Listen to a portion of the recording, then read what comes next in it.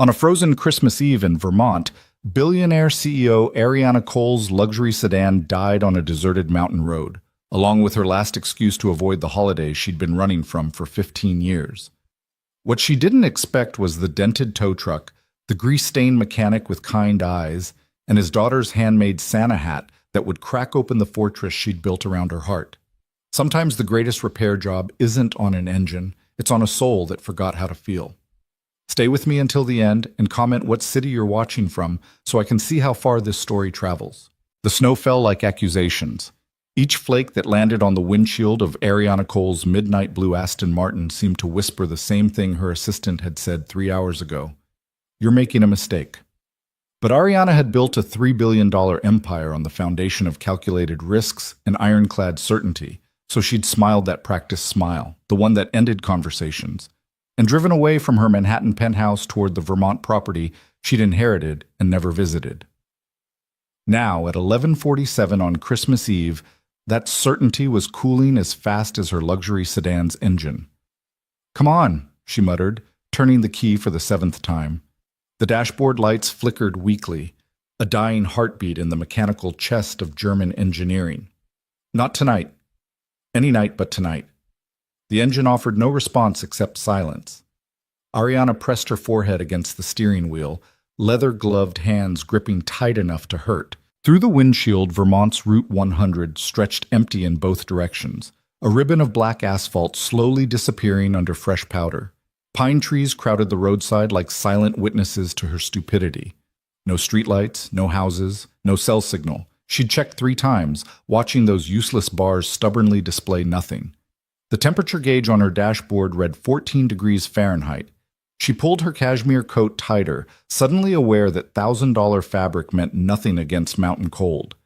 The heating had died with the engine, and already her breath was visible in small clouds. Somewhere in the distance, a wolf howled, or maybe it was just wind through the trees. Either way, it sounded like loneliness given voice. "Brilliant, Ariana," she said to the empty car. "Absolutely brilliant decision-making." Her phone lay useless in the cup holder, its sleek surface reflecting the pale moonlight. No signal meant no GPS, no roadside assistance, no connection to the world where she was Ariana Cole, CEO of Tech Vista Industries, the woman Forbes had called the Ice Queen of Silicon Valley in last month's profile. Out here, she was just another stranded driver on a road that probably saw more deer than people. She'd left the city at 8, ignoring her assistant's concerns about the weather forecast. Ignoring, too, the pile of Christmas party invitations on her desk, each one a reminder that she'd spent another year building wealth instead of relationships. The drive was supposed to be simple: 4 hours to the property in Maple Falls, sign the papers her lawyer had prepared, authorize the sale, and return to Manhattan by morning. Clean, efficient, no sentiment required. That was before the snow started falling harder, before she missed the turnoff because her GPS lost signal, before the check engine light began its ominous amber glow. Ariana checked her watch. 11:51. In 9 minutes, it would be Christmas. She'd be spending it in a dead car on a frozen road, alone except for whatever animals prowled these mountains. There was poetry in that, she supposed. The woman who'd spent 15 years avoiding Christmas finally trapped in its most isolated embrace. She was reaching for her phone again, knowing it was pointless but needing to do something, when headlights appeared in her rearview mirror. At first she thought it was hope playing tricks, her mind conjuring rescue from desperation.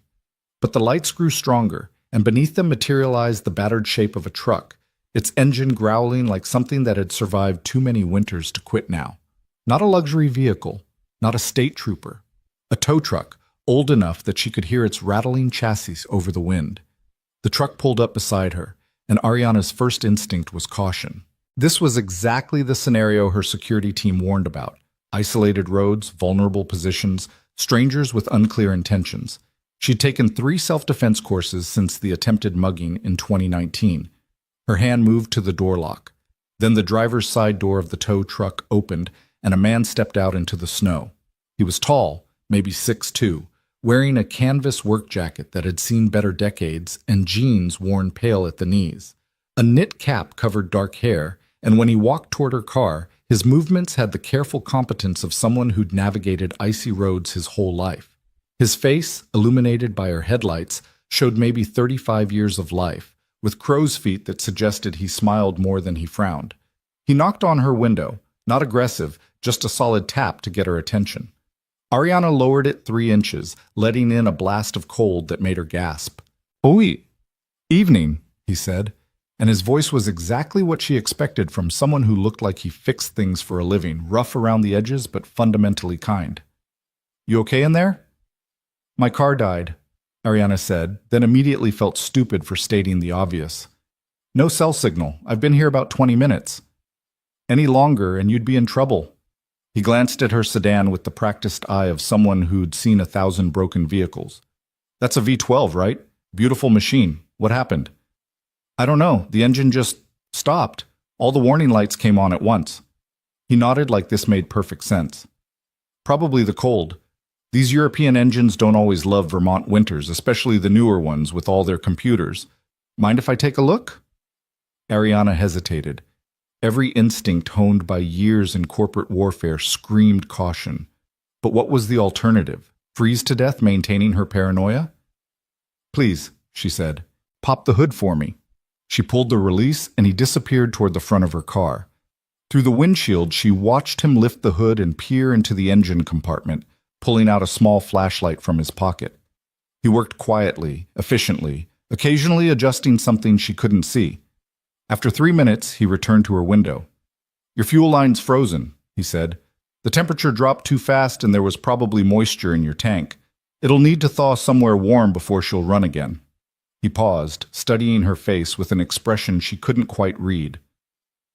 "You heading somewhere specific or just passing through?" "Maple Falls," Ariana said. "I have property there." "Well, inherited property. I was going to—" She stopped, realizing she was explaining herself to a complete stranger. "How far is it?"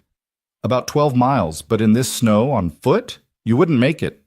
He glanced back at his tow truck, seemed to make a decision. "I can tow you to my garage in town. It's not fancy, but it's warm, and I can get your car running by morning." "How much?" The question came automatically, the language she'd spoken for so long that haggling was reflex. But something flickered across his face. Not offense exactly, but a subtle disappointment that made her feel suddenly small. "Let's worry about getting you somewhere safe first," he said quietly. "Money can wait till you're not freezing." Ariana felt heat rise to her cheeks that had nothing to do with temperature. "I'm sorry. I didn't mean—" "It's okay." He offered a small smile. "I'm Logan, by the way. Logan Wells. And before you ask, yes, I'm a licensed mechanic. No, I'm not a serial killer, and yes, my truck is safe enough to get us into town." Despite everything, Ariana almost laughed. "Ariana Cole." "Nice to meet you, Ariana Cole." He said her name like it was just a name, nothing more. No recognition flickering in his eyes, no change in his demeanor. "You want to grab anything from your car? Once I hook it up, you'll be riding with me." She gathered her purse, her phone, her leather briefcase with the property documents, the essentials of her life fitting easily into 3 bags. When she opened the car door fully, the cold hit her like a physical force, stealing her breath.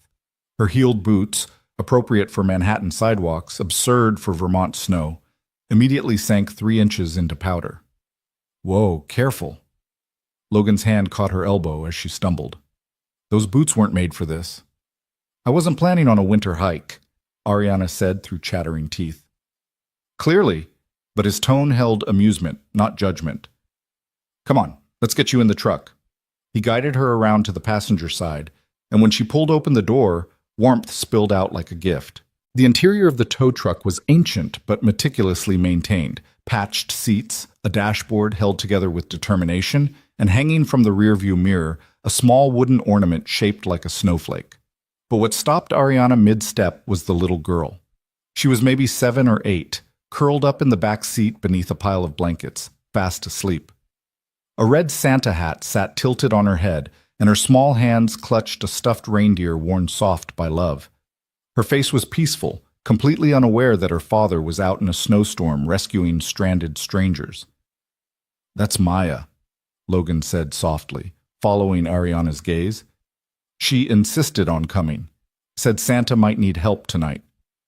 He shook his head with the fond exasperation of a parent who'd lost that argument. Fell asleep about an hour ago. She'll wake up when we start moving, but she's good at going back to sleep. Ariana climbed into the truck carefully, suddenly hyper-aware of her own noise. The seat was warm. Logan must have left the heat running, and when she closed the door, the howling wind reduced to a distant whisper. Logan worked quickly outside, connecting chains to her Aston Martin with practiced efficiency. Through the side mirror, Ariana watched him move through the snow like it was his natural element, never rushing but never wasting motion. There was something calming about his competence, the way he handled machinery like old friends. 5 minutes later, he climbed into the driver's seat, bringing a swirl of snowflakes with him. "All set," he said, starting the engine. The old truck rumbled to life with a sound like distant thunder. "We'll take it slow. Roads are worse than I thought." As they pulled away, Ariana glanced back at her luxury sedan being towed behind them. $300,000 of engineering, now completely dependent on a truck that was probably older than she was. The irony wasn't lost on her. "Thank you," she said quietly. I don't know what I would have done if you hadn't come along." Logan shrugged, eyes on the road. "Christmas Eve on Route 100? Someone always needs help. Last year it was a family from Boston with a flat tire. Year before, elderly couple whose engine overheated." He glanced at her briefly. "You're not the first person to underestimate Vermont winters." "Clearly I should have." "Where are you from, originally?" "New York, Manhattan. Long way from home." Ariana almost said this property is business, not home, but something stopped her. Maybe it was the warmth of the truck, or the sight of Maya sleeping peacefully, or the way Logan asked questions without interrogation. Instead, she said, "I haven't been home for Christmas in 15 years. She didn't know why she offered that information. It wasn't relevant. It wasn't his business. But once spoken, it hung in the air between them like a confession. Logan was quiet for a moment, navigating a curve with careful attention. Then, "That's a long time. I've been busy." "Doing what?" "Running a company, building things, making sure quarterly projections meet expectations." The word sounded hollow even to her ears. "The things that matter." Logan nodded slowly, but said nothing. Somehow, his silence felt like disagreement. They drove through the snowfall, the truck's headlights carving tunnels of light through darkness. Occasionally, Ariana caught glimpses of the landscape. Frozen streams, dark houses with Christmas lights twinkling in windows, mailboxes standing sentinel like patient guards. It was a world completely foreign to her Manhattan existence, where buildings blocked out stars and street noise drowned out silence. "Daddy?" A small, sleepy voice came from the back seat. Logan glanced in the rearview mirror, his expression softening instantly. "Hey, Butterfly, we're almost home." "Did Santa come yet?" "Not yet. Still a few minutes till midnight." Maya sat up, rubbing her eyes, and noticed Ariana for the first time. "Oh, hello?" "Hi," Ariana said, completely unprepared for conversation with a child. "I'm Ariana." "That's a pretty name. I'm Maya." She yawned hugely. "Are you lost?" "My car broke down." "That's sad. But Daddy fixes things. He's really good at fixing things." Maya's faith was absolute, unquestioned.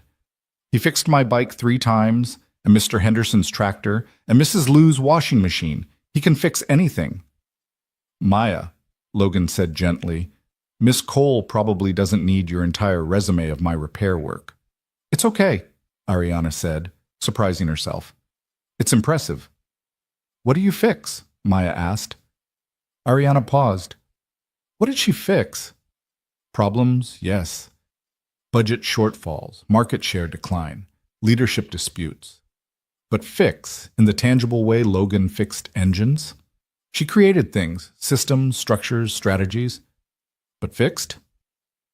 "I fix companies," she said finally. "When businesses aren't working right, I help make them better." Maya considered this seriously. "That sounds hard." "Sometimes it is. Daddy's job is hard too. Sometimes he works all night, but he always makes hot chocolate after, even when he's tired." She leaned forward. "Do you make hot chocolate?" "Maya, enough questions," Logan said, though his tone held warmth.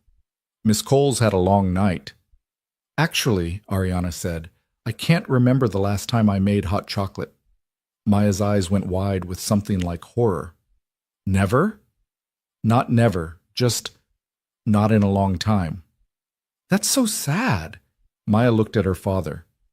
Daddy, can we make Miss Ariana hot chocolate when we get home? She needs it. Logan caught Ariana's eye, apologetic and amused in equal measure. You don't have to. I'd like that, Ariana heard herself say, if it's not too much trouble. It's never trouble for hot chocolate, Maya declared with the certainty of childhood. It's the most important meal. That's breakfast, Butterfly. Hot chocolate is more important than breakfast. Despite everything, the cold, the broken car, the strangeness of her situation, Ariana smiled. Actually smiled. The kind that reached her eyes and felt real instead of performed. They were entering a town now, though calling it a town seemed generous. Main Street was 6 blocks long, lined with shops that probably hadn't changed storefronts in 50 years. A diner with red vinyl booths visible through its windows. A hardware store with Christmas lights strung haphazardly across its awning. A church with a white steeple and a nativity scene on its lawn, the figures dusted with snow like blessings. Logan pulled the truck into a small lot beside a building that proudly declared Wells Auto Repair in faded letters. The garage was modest, 2 bays, a small office with a light burning in the window, and above it, Ariana realized, an apartment. This wasn't just Logan's business, it was his home. He killed the engine and turned to face her fully for the first time. In the dome light, she could see him clearly, dark eyes that held intelligence and something else she couldn't name, a face weathered by honest work, and an expression of genuine kindness that seemed foreign in her world of calculated interactions. Welcome to Maple Falls, he said. Population 873. 874 now, I guess, at least for tonight. It's charming, Ariana said, and meant it. It's home. He opened his door. Come on, let's get you warm, get your car settled, and see about that hot chocolate Maya's now legally obligated me to make. They climbed out into snow that had gentled to occasional flurries, as if the storm had made its point and could now relent. Maya bounded ahead, her energy apparently inexhaustible despite the late hour, the Santa hat bouncing with each step. Logan unlocked the garage and hit a switch. Fluorescent lights flickered to life, revealing a space that was part workshop, part sanctuary. Tools hung in precise order on pegboards. 2 cars in various states of repair occupied the bays. A radio sat on a workbench, and beside it, a small Christmas tree. Artificial, maybe 3 feet tall, decorated with paper chains and homemade ornaments that could only have been crafted by a child's hands. It's not much, Logan said, guiding her Aston Martin into an empty bay with practiced ease. But it's warm and dry, and your car will be safe here. Ariana looked around, seeing not what it lacked, but what it held. Care, attention, pride in work done well. In her Manhattan office, everything was sleek and expensive and ultimately impersonal. Here, every tool had a story, every dent in the workbench was a memory. It's perfect, she said quietly. Logan glanced at her, surprised, then nodded. Come on, apartment's upstairs.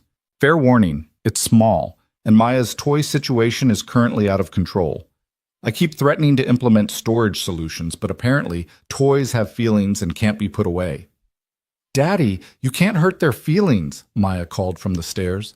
See, I live under a tiny tyrant.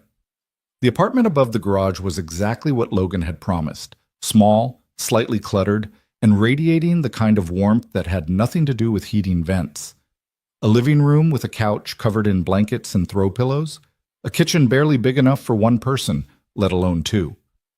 And another Christmas tree, this one real, its pine scent filling the space with something that made Ariana's chest ache with unexpected nostalgia. Sit, Logan said, gesturing to the couch. I'll get the hot chocolate started. Ariana sat, feeling suddenly awkward in her expensive coat and designer clothes. Maya plopped down beside her, so close their knees touched, and held up the stuffed reindeer. This is Rudolph. He's very old. Daddy had him when he was little. Sometimes his antlers fall off, but we just sew them back on. She offered the toy to Ariana, like sharing a precious secret. You can hold him if you want. Ariana accepted the reindeer carefully, feeling the weight of its well-loved body, seeing the carefully mended seams where antlers had been reattached multiple times. When was the last time someone had offered her something valuable just because? No transaction, no expectation, just simple sharing. "Thank you," she said. "He's very handsome." "I think so too."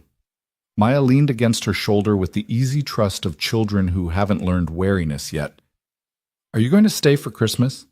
"I don't know. I have to get back to New York." "But it's already almost Christmas. You can't leave on Christmas. That's sad."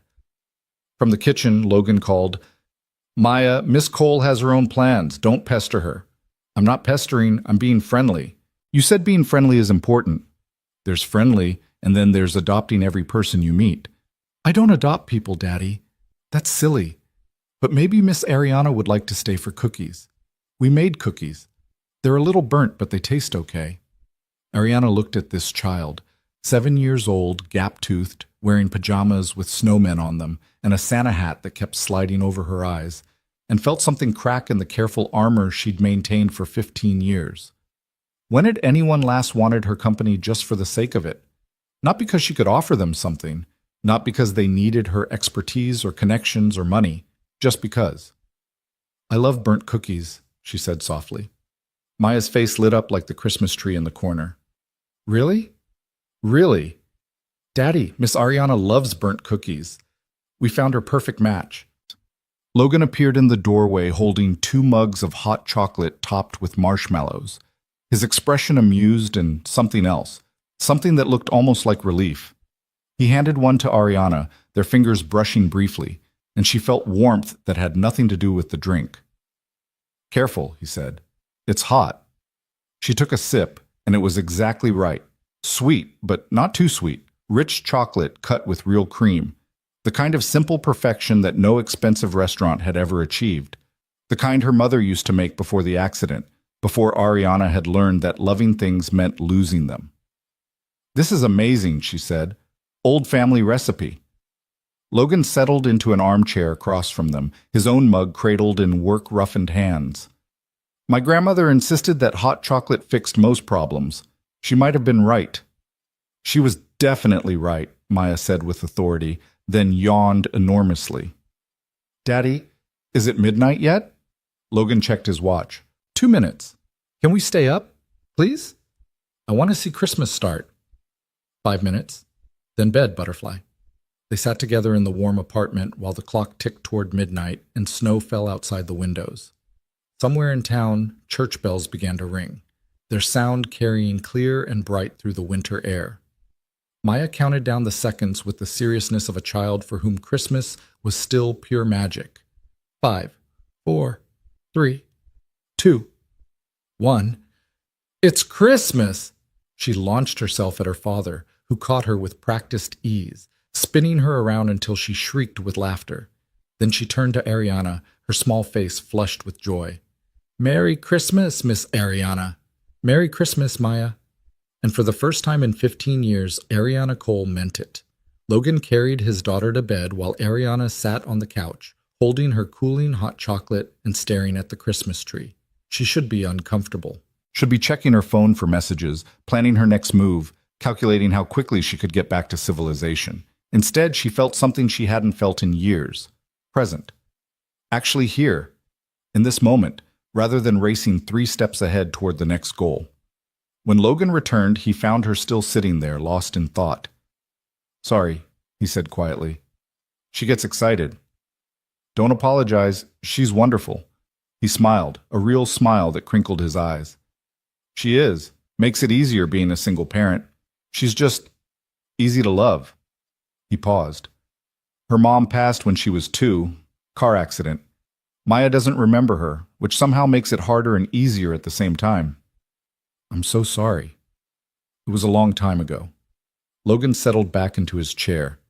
"You learn to build a life around grief, fill in the empty spaces with other things, work, friends, moments like this." He gestured around the modest apartment. "It's not what I planned, but it's good." Ariana thought about her own life. The penthouse that echoed with silence, the dinners eaten alone at her desk, the holidays spent working because working meant not thinking about all the empty spaces she'd learned to ignore. My parents died 15 years ago, she heard herself say. Christmas Eve. Car accident on their way to spend the holiday with me. The words came out flat, rehearsed from years of brief explanations. I was supposed to go home, but I had a work crisis. Told them to come to me instead. They were 2 hours from my apartment when a drunk driver crossed the median. Logan's expression shifted. Not pity exactly, but understanding. That's why you haven't been home for Christmas. Haven't celebrated it at all, actually. Easier to just work through it, treat it like any other day. She took a shaky breath. Tonight was supposed to be simple. Sign papers, sell the property they left me, be back in Manhattan before anyone noticed I was gone. What changed? My car broke down. She smiled weakly. Or maybe nothing changed. Maybe I just can't run fast enough anymore. They sat in silence, but it wasn't uncomfortable. Outside, the snow had stopped completely, leaving the world blanketed in white perfection. Inside, the Christmas tree lights blinked their steady rhythm, and somewhere in the apartment, Maya slept peacefully, secure in her father's love. You're welcome to stay, Logan said eventually. The couch pulls out. It's not fancy, but it's warm. I'll work on your car first thing tomorrow. Christmas or not, stranded people don't stop being stranded. You could be on the road by noon. I don't want to impose. It's not an imposition. It's Christmas. He stood, stretching. Besides, if you leave before morning, Maya will assume you were a Christmas ghost, and I'll never hear the end of it. Despite herself, Ariana laughed. Actually laughed, the sound feeling foreign and wonderful in her chest. Can't have that. Definitely not. She already believes in magic. Let's not give her more evidence. Logan pulled out the couch, found clean sheets and extra blankets, and transformed the living room into something like a guest room. He moved with the same efficient kindness he'd shown on the road. No fuss, no expectation of gratitude, just simple help offered freely. Bathroom's down the hall, he said. Help yourself to anything you need. And if Maya wakes you up at 5 a.m. demanding to open presents, I apologize in advance. 5 a.m. She's been known to start at 4. I'm hoping for 5. I'll be prepared. He paused at the hallway entrance, backlit by the kitchen light. Ariana? Yes?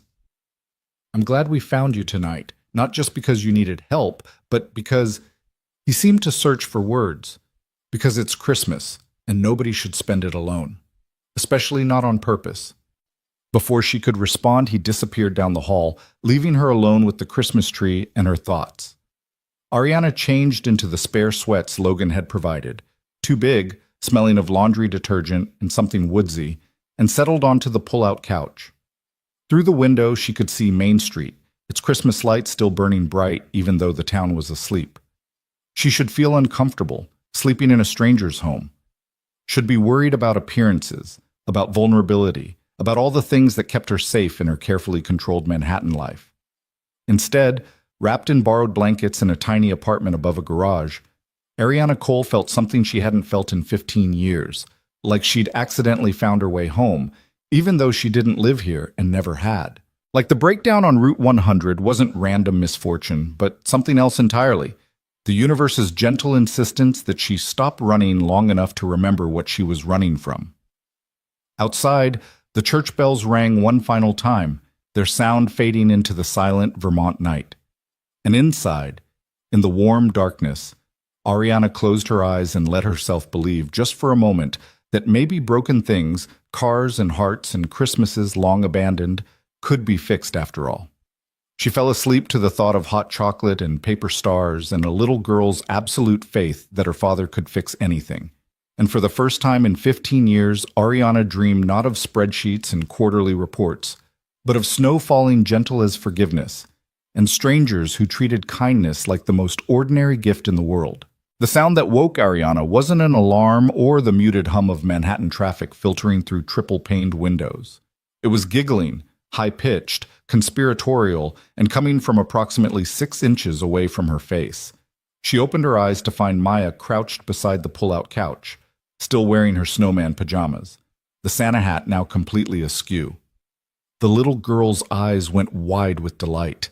"She's awake!" Maya announced to the universe. "Daddy, Miss Ariana's awake!" Ariana blinked against the morning light streaming through the windows she didn't recognize, momentarily disoriented. Then memory returned in a flood. The broken car, the tow truck, hot chocolate at midnight. She'd fallen asleep in Logan Wells's living room wrapped in his spare blankets and apparently slept better than she had in months. "What time is it?" she managed, her voice still rough with sleep. 6:32, Maya said with precision. "I wanted to wake you at 6, but Daddy said that was rude, so I waited 32 whole minutes. That's a very long time." From the kitchen came Logan's voice, tinged with amusement. "Maya, we discussed this. Let Miss Cole wake up on her own." "But she did wake up on her own. I was just sitting here very quietly, and she opened her eyes all by herself." Ariana sat up, running a hand through her hair and becoming acutely aware that she probably looked nothing like the polished CEO who'd left Manhattan yesterday. No makeup, borrowed clothes, and what she suspected was a spectacular case of bedhead. In her normal life, she wouldn't be seen like this even by her closest colleagues. Yet somehow, sitting in Logan's living room with a 7-year-old studying her with open curiosity, she didn't feel exposed, just human. "Good morning, Maya," she said. "Merry Christmas!" Maya bounced on her heels. "Did you know it's Christmas? We get to open presents after breakfast, but Daddy says we have to eat something healthy first because sugar on an empty stomach makes me vibrate." She said the last word with exaggerated emphasis, clearly quoting her father. "But I think vibrating sounds fun." "It's less fun at 7 a.m., Logan called from the kitchen. Ariana swung her legs off the couch, her feet finding the cold hardwood floor. Through the window, she could see Maple Falls in daylight, a postcard vision of small-town Christmas morning with snow-frosted rooftops and smoke rising from chimneys. A few people were already out, walking dogs or heading toward the church on the corner, their breath visible in the cold air. "I'm making pancakes," Logan said, appearing in the doorway. He wore jeans and a flannel shirt, his hair still damp from a shower, and held a spatula like a casual weapon. "Hope that's okay. Maya informs me we're out of vibration prevention options otherwise."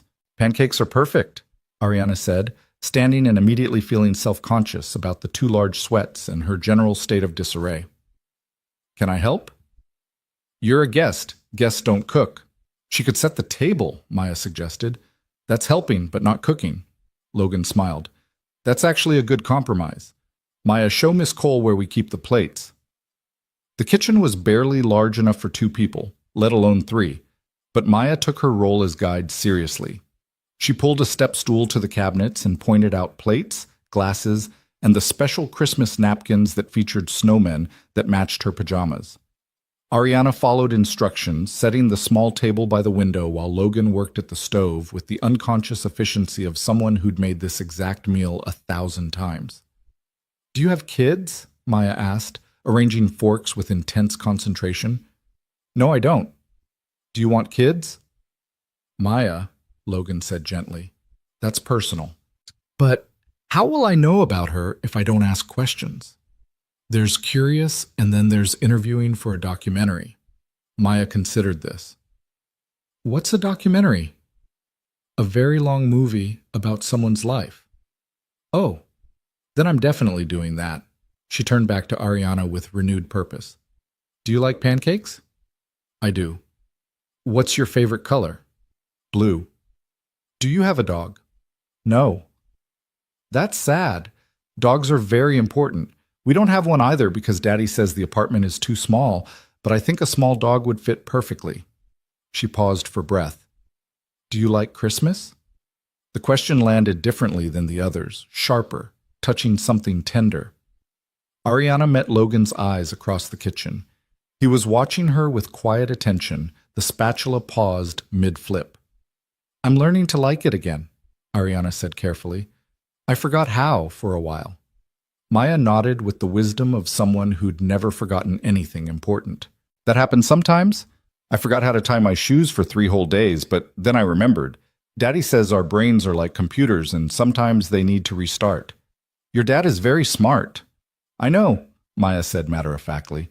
"He knows everything about cars and most things about people and all things about pancakes. The pancakes are his superpower." Logan laughed, sliding a perfectly golden pancake onto a plate. I don't know about that, Butterfly. It's true. Remember when Mrs. Henderson was sad about Mr. Henderson being sick? You made her pancakes and she said they were medicine for her heart. Mrs. Henderson was being nice. No, she was being true. Your pancakes are magic. Maya looked at Ariana. You'll see. They make everything better. They settled around the small table, plates piled with pancakes that were indeed perfectly made, golden, fluffy, steaming in the cool morning air. Logan had added blueberries to Maya's and Ariana's without asking, a small consideration that somehow felt significant. When was the last time someone had anticipated her preferences without being told? The first bite proved Maya right. These weren't just good pancakes, they were the platonic ideal of pancakes, somehow both light and substantial, sweet, but not cloying. Ariana had eaten at Michelin-starred restaurants where desserts cost more than Logan probably charged for an oil change, but nothing had tasted this good. These are incredible, she said. Told you, Maya said around a mouthful, earning a gentle look from her father. Swallow before talking, please. Maya swallowed dramatically. Told you, she repeated. Magic pancakes. They ate in comfortable near silence, punctuated by Maya's occasional observations about snow depth, present opening protocol, and whether Santa had definitely come, or probably come, or maybe come.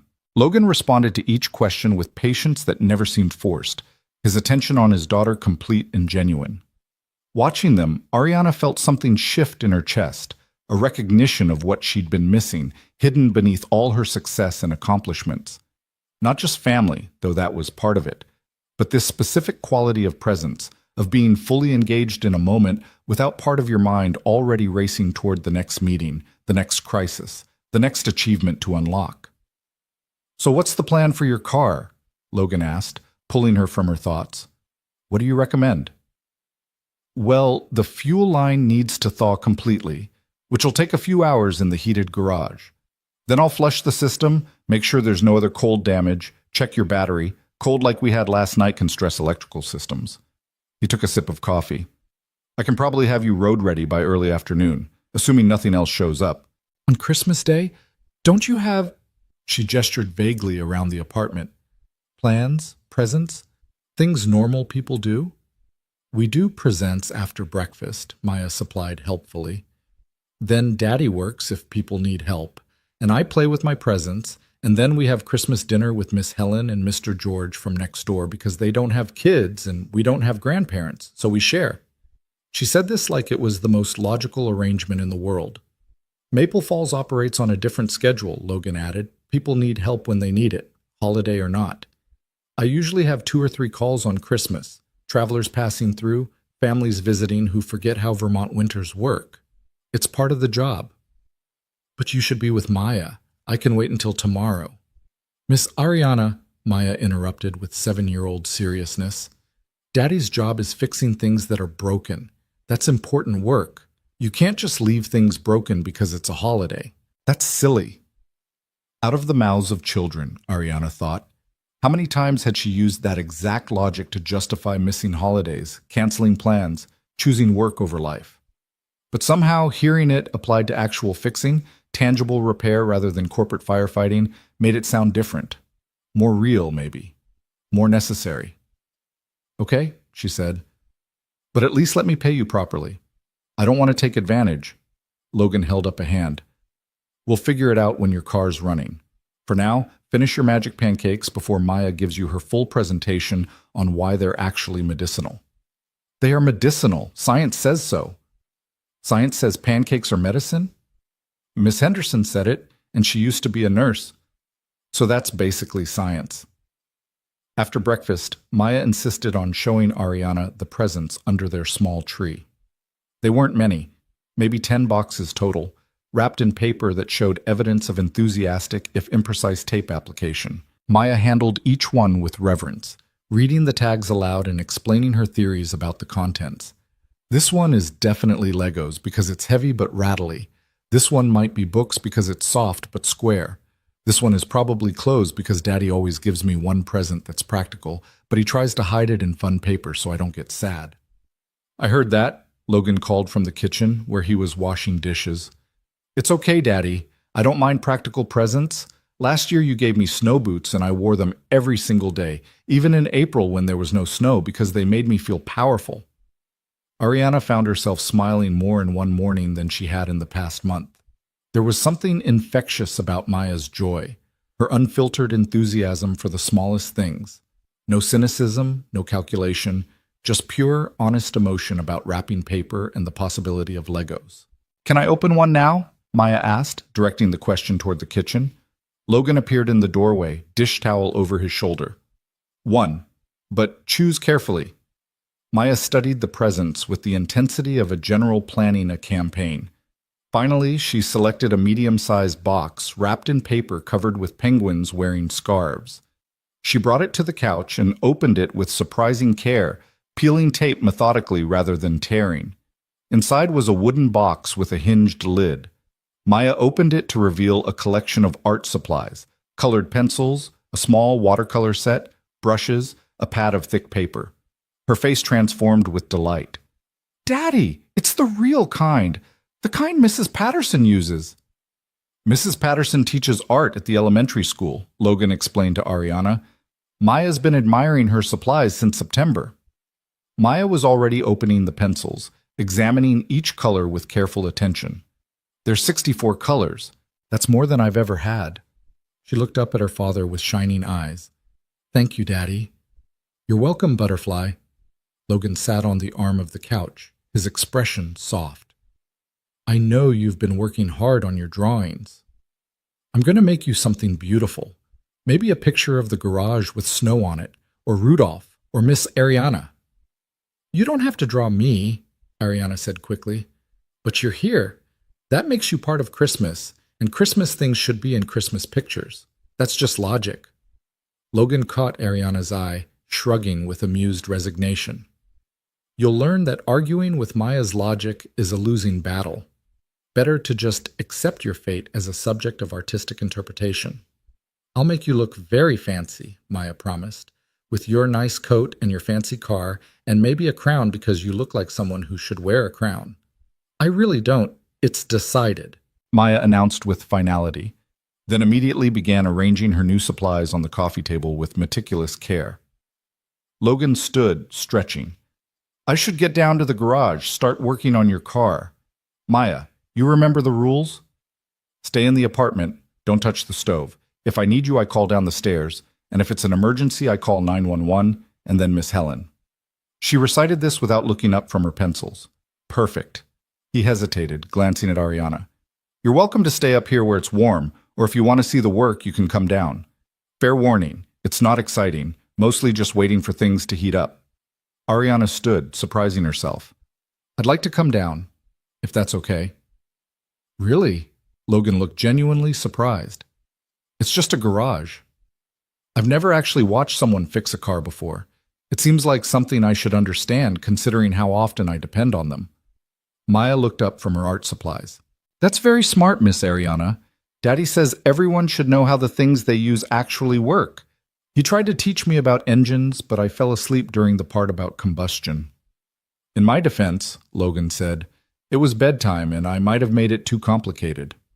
"You made it very complicated," Maya agreed cheerfully. "But Miss Ariana is a grown-up, so maybe she'll understand better." The garage was significantly colder than the apartment, though Logan had turned on the space heaters overnight. Ariana's Aston Martin sat in the bay like an expensive sculpture, utterly out of place among the practical vehicles and well-used tools. Logan had already raised the hood and now stood studying the engine with the focused attention she recognized from her own work. That moment of assessment before action, when you're mapping the problem in your mind. "Coffee?" he asked, gesturing to a pot brewing on a small table in the corner.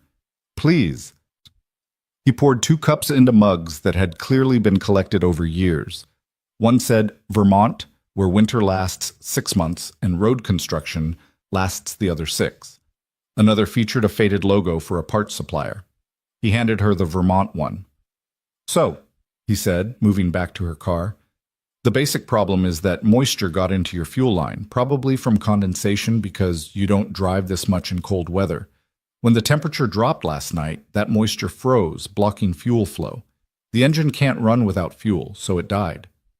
"That seems like a design flaw." It's more a maintenance issue. European luxury cars need different care than, say, a Subaru that was born for Vermont winters. Your car is amazing, beautiful engine, incredible engineering, but it's meant for California highways, not mountain roads in December. He reached into the engine compartment, checking something Ariana couldn't see. Not the car's fault, just using it outside its comfort zone. Story of my life, Ariana murmured. Logan glanced at her, curious, but didn't push. Instead, he began explaining what he was doing, checking connections, examining hoses, tracing systems with practiced hands. His voice took on a different quality when he talked about engines. Not pedantic, but genuinely engaged, the way Maya talked about her colored pencils. This was clearly his language, the vocabulary of repair and mechanical sympathy. The thing about fixing cars, he said, pointing out a component Ariana had no name for, is that it's mostly about listening. Engines tell you what's wrong if you pay attention. A knock here, a rattle there, the way something feels when you touch it. Most people just hear noise. But if you really listen, the car's having a conversation. What's mine saying? That it's cold, stressed, and probably wondering why you drove it somewhere it's never been. He smiled slightly. Also that it's very well maintained. Someone takes good care of this vehicle. I have a service contract. They do everything. Shows. Most people don't change their oil often enough, or they ignore small problems until they're big ones. You, or your service people, actually care about preventive work. Makes a difference. Ariana sipped her coffee, watching him work. There was something meditative about it, the way he moved around the car with complete confidence, never rushed, but never wasting motion. In her world, everything was urgent, meetings that couldn't wait, decisions that needed immediate answers, crises that demanded instant solutions. Here, Logan simply did the work that needed doing, trusting that patience would solve what hurry couldn't. "Can I ask you something?" she said after a while. "Sure." "Why here? Why Maple Falls? You're clearly skilled enough to work anywhere. A dealership, a specialty shop in a city. You could probably make 5 times what you make here." Logan was quiet for a moment, his hands still busy in the engine compartment. "I grew up here. My dad ran this garage before me, and his dad before him. Wells Auto Repair has been in this building since 1953. He straightened, wiping his hands on a rag. "When my wife died, I thought about leaving, starting over somewhere new where everything didn't remind me of her. But Maya was 2, and she needed stability more than I needed escape. That must have been hard. Hardest thing I've ever done." He moved to a workbench, selecting a different tool. But Maple Falls showed up. People brought meals when I couldn't cook. Miss Helen watched Maya when I had to work. The whole town just held us until we could hold ourselves. He returned to the car. "You don't leave a place like that. You stay and try to pay it forward." Ariana thought about her own life after her parents died. The empty apartment, the colleagues who sent sympathy cards but maintained professional distance, the grief she'd handled alone because she didn't know how to ask for help and wasn't sure anyone would come if she did. She'd had money, success, every resource imaginable, but she hadn't had a Miss Helen or a town that showed up. "That sounds wonderful," she said quietly. "Having that kind of community." "It is. It's also complicated and occasionally frustrating because everyone knows everything about everyone, and privacy is more theoretical than actual." He grinned. "But on balance, worth it, especially for Maya. She's growing up surrounded by people who love her, in a place where she can be a kid without the world rushing her forward. She's lucky to have you. I'm lucky to have her. She's the reason I get up in the morning, the reason I try to be better than I was yesterday. Kids do that, give you a reason bigger than yourself." He paused, then added carefully, "You really don't have any family? No one you spend holidays with?" "No siblings. My parents were only children, so no cousins. And I've been so focused on work that friendships sort of fell away. There are colleagues I'm friendly with, but that's different." She wrapped both hands around her coffee mug, seeking its warmth. "Mostly there's just me and the company." "That sounds lonely." "It is," Ariana admitted, the honesty surprising her. "But lonely is manageable. Lonely doesn't disappoint you or leave you. You just have to stay busy enough not to notice." Logan studied her for a long moment, his dark eyes holding an expression she couldn't quite read. Sadness, maybe, or recognition. That's not living. That's just existing really efficiently. Says the man who works Christmas morning. I work Christmas morning fixing things that actually break, for people who actually need help. That's different than working to avoid feeling something. His voice was gentle but firm. And I work for a few hours, then I go upstairs and have Christmas with my daughter. I don't miss the actual living part. The words hit harder than Ariana expected, landing somewhere tender she'd been protecting for years. Because he was right, wasn't he? She'd built an empire of efficient, existing, optimizing everything except the one thing that mattered, actually experiencing her life instead of just managing it. I don't know how to do it differently, she said, her voice barely above a whisper. Sure you do. You're doing it right now.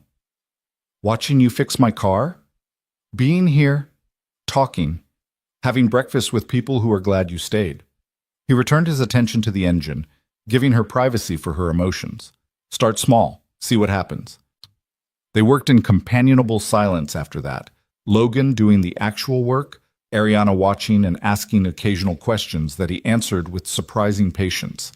He explained compression ratios and fuel injection systems, showed her how to check oil levels and identify warning signs. Most of it went over her head, but she appreciated the education, the generosity of his teaching.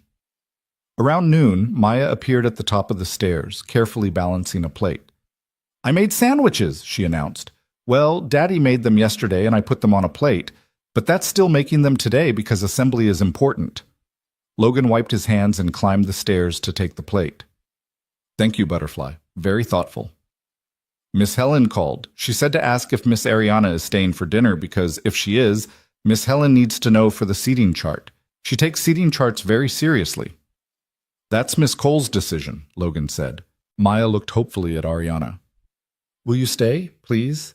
Miss Helen makes turkey and also ham because she says people should have choices, and there's pie. 3 kinds, because Mr. George can't decide what he likes best, so he makes everything. Ariana opened her mouth to politely decline, to explain that she needed to get back to New York, that she'd already imposed enough, that she had responsibilities.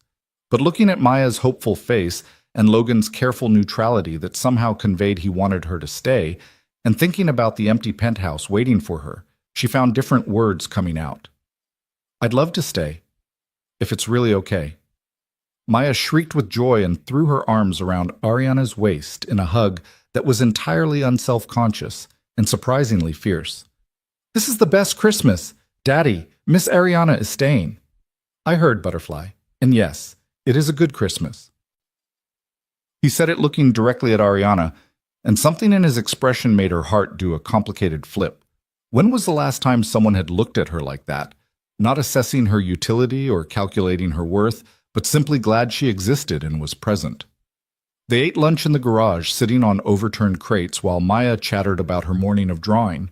She'd created 3 pictures so far, one of Rudolph with anatomically improbable antlers, one of the garage with snow piled impossibly high, and one of what she claimed was Ariana, though it looked more like a stick figure wearing a triangle. The triangle is your fancy coat, Maya explained seriously. Triangles are very fancy shapes. It's beautiful, Ariana said, meaning it. After lunch, Logan sent Maya back upstairs to play while he continued working. The garage was warmer now, the heaters having done their job, and Ariana found herself relaxing in ways she hadn't in years. No emails to check, no meetings to prepare for, no performance to maintain. Just the ambient sound of tools and occasional conversation, punctuated by comfortable silence. Tell me about your company, Logan said around 2 p.m., his voice slightly muffled because he was underneath the car. Maya called you a CEO, but CEO of what? TechVista Industries. We develop AI integration systems for enterprise resource planning. Silence from under the car. Then, I understand all those words individually, but not in that order. Despite everything, Ariana laughed. We make software that helps big companies use artificial intelligence to manage their resources more efficiently. That's either incredibly important or incredibly boring. Possibly both. Definitely both. But it's lucrative, and I'm good at it. How'd you end up doing that? You wake up one day and think, I want to integrate artificial intelligence? Not exactly. Ariana settled against the workbench, watching his legs protruding from under her car. I studied computer science in college because I liked solving puzzles. Got recruited by a tech company, worked my way up, learned the business side. When I was 30, I saw an opportunity everyone else was missing.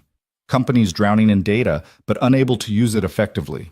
So I built a solution, found investors, and 10 years later, here we are. Impressive. Is it? Some days it feels more like I accidentally got very good at something that doesn't matter. Logan rolled out from under the car, his face smudged with grease. It matters if it helps people do their jobs better, solve problems, build things. Just because it's not tangible doesn't mean it's not real. He sat up, studying her. But maybe the question isn't whether it matters. Maybe it's whether it matters to you. That's surprisingly philosophical for a mechanic. Mechanics have a lot of time to think. Engines don't talk back. He smiled. Plus, my grandmother was a philosophy professor. Some of it stuck. The one with the hot chocolate wisdom? Different grandmother. I come from a long line of wise women who married men smart enough to listen to them. Ariana found herself smiling. You were lucky. I was, though luck is only part of it. The rest is paying attention to the lessons and actually applying them. He stood, stretching. Your car's almost done. Another hour, maybe 2. I want to run a full diagnostic, make sure everything's talking properly, then you'll be good to go. The words should have been reassuring. Soon she'd be back on the road, heading toward Manhattan and the life she'd built. But instead of relief, Ariana felt something uncomfortably close to disappointment. She wasn't ready to leave yet. This garage, this town, this unexpected Christmas that had cracked something open inside her. Hey, Logan said gently, and she realized he'd been watching her face. You okay? I don't know, she admitted. I came here to sign papers and leave, to treat it like business. But instead, I'm eating pancakes with your daughter and learning about fuel injection, and it's the most alive I've felt in years, which is either wonderful or pathetic. I can't decide. It's neither. It's just human. He moved closer, his expression serious. Can I tell you something my grandmother, the hot chocolate one, told me after Sarah died? Ariana nodded. She said grief is just love with nowhere to go. That when we lose people, we don't stop loving them. We just have to find new places for that love. Some people bury it. Some people let it turn bitter. But the healthy thing is to let it flow again toward new people, new experiences, new chances to be alive. He paused. You've been buried for 15 years. Maybe it's okay to let yourself surface. Ariana felt tears prick her eyes, sudden and unexpected. I don't know if I remember how. You're already doing it. You stayed last night. You had breakfast with us. You're here in my garage on Christmas Day wearing borrowed sweats and asking about compression ratios. That's not buried. That's alive. It's terrifying. All the best things are. He smiled. Come on, let's finish your car so you have the option to run away if you need it. But maybe stick around for dinner first. Miss Helen really does make excellent turkey. They worked together for the next hour, Logan explaining each step, Ariana asking questions and occasionally handing him tools. She learned to identify different engine sounds, understand diagnostic codes, and appreciate the satisfaction of fixing something tangible. In her world, success was abstract, increased efficiency, better margins, optimized processes. Here, success was an engine that started when you turned the key. At 4 p.m., Logan straightened from the engine compartment and wiped his hands with finality. Moment of truth, he said. Want to do the honors? Ariana slid into the driver's seat of her Aston Martin, the leather familiar but somehow different now, like she was sitting in a stranger's car. Logan had explained everything he'd done, showed her the parts he'd replaced, walked her through the diagnostic results. Her car wasn't just fixed. It was understood, cataloged, treated with respect rather than just serviced. She turned the key. The engine came to life with its characteristic purr, smooth and powerful, exactly as it should. On the dashboard, every system showed green, every indicator exactly where it belonged. The heating kicked in, warming the interior, and the radio illuminated with its preset stations, NPR, classical music, the sanitized soundtrack of her normal life. Perfect, Logan said, listening with the attention most people reserved for music. She's happy again. Should get you back to New York, no problem. Ariana sat in her running car, hands on the steering wheel, and felt absolutely nothing like leaving. Maya burst into the garage at precisely that moment, holding a piece of paper with both hands like it was precious. "Don't go yet," she called. "I finished your picture." She ran to the car window, and Ariana rolled it down. The drawing Maya held up was still recognizably childlike, but Ariana could see the care that had gone into it. Careful coloring, attention to detail, a 7-year-old's best effort at capturing something real. The picture showed 3 figures standing in front of a garage with snow falling around them. One tall figure in flannel, clearly Logan. One small figure wearing a Santa hat, obviously Maya. And between them, one figure in a blue triangle coat with a smile that Maya had drawn carefully, using her new colored pencils to capture something Ariana hadn't realized showed on her face. Happiness. "That's us," Maya said unnecessarily. "Our Christmas. I put you in the middle because that's where you were, right in the middle of everything. Do you like it?" Ariana took the picture with hands that weren't quite steady. "Maya, this is the most beautiful thing anyone's ever made me." "Really?" "Really," Maya beamed. "You can keep it, to remember us when you go back to New York and fix your companies, so you don't forget about Magic Pancakes and Maple Falls and me." "I could never forget about you," Ariana said, and knew it was true. Logan appeared at the car window, his expression unreadable. "Dinner's at 6. Miss Helen lives 3 houses down, the blue one with the ridiculous number of Christmas lights. Can't miss it." "I'll be there," Ariana heard herself promise. She should leave now, drive straight through to Manhattan, arrive by midnight, salvage something of her normal life. The property papers were still unsigned in her briefcase. Her assistant had probably sent 17 increasingly worried emails. The company didn't run itself, and she'd been gone almost 24 hours without real communication. But looking at Maya's drawing and Logan's quiet hope and the Christmas lights already twinkling on houses up and down Main Street, Ariana made a different choice. "Actually," she said, "is there a hotel in town? I'd like to stay tonight.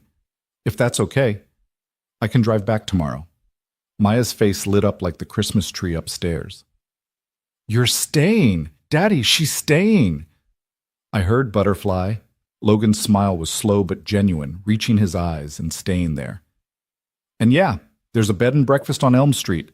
Nothing fancy, but it's clean and warm. I can call Mrs. Patterson, let her know you're coming.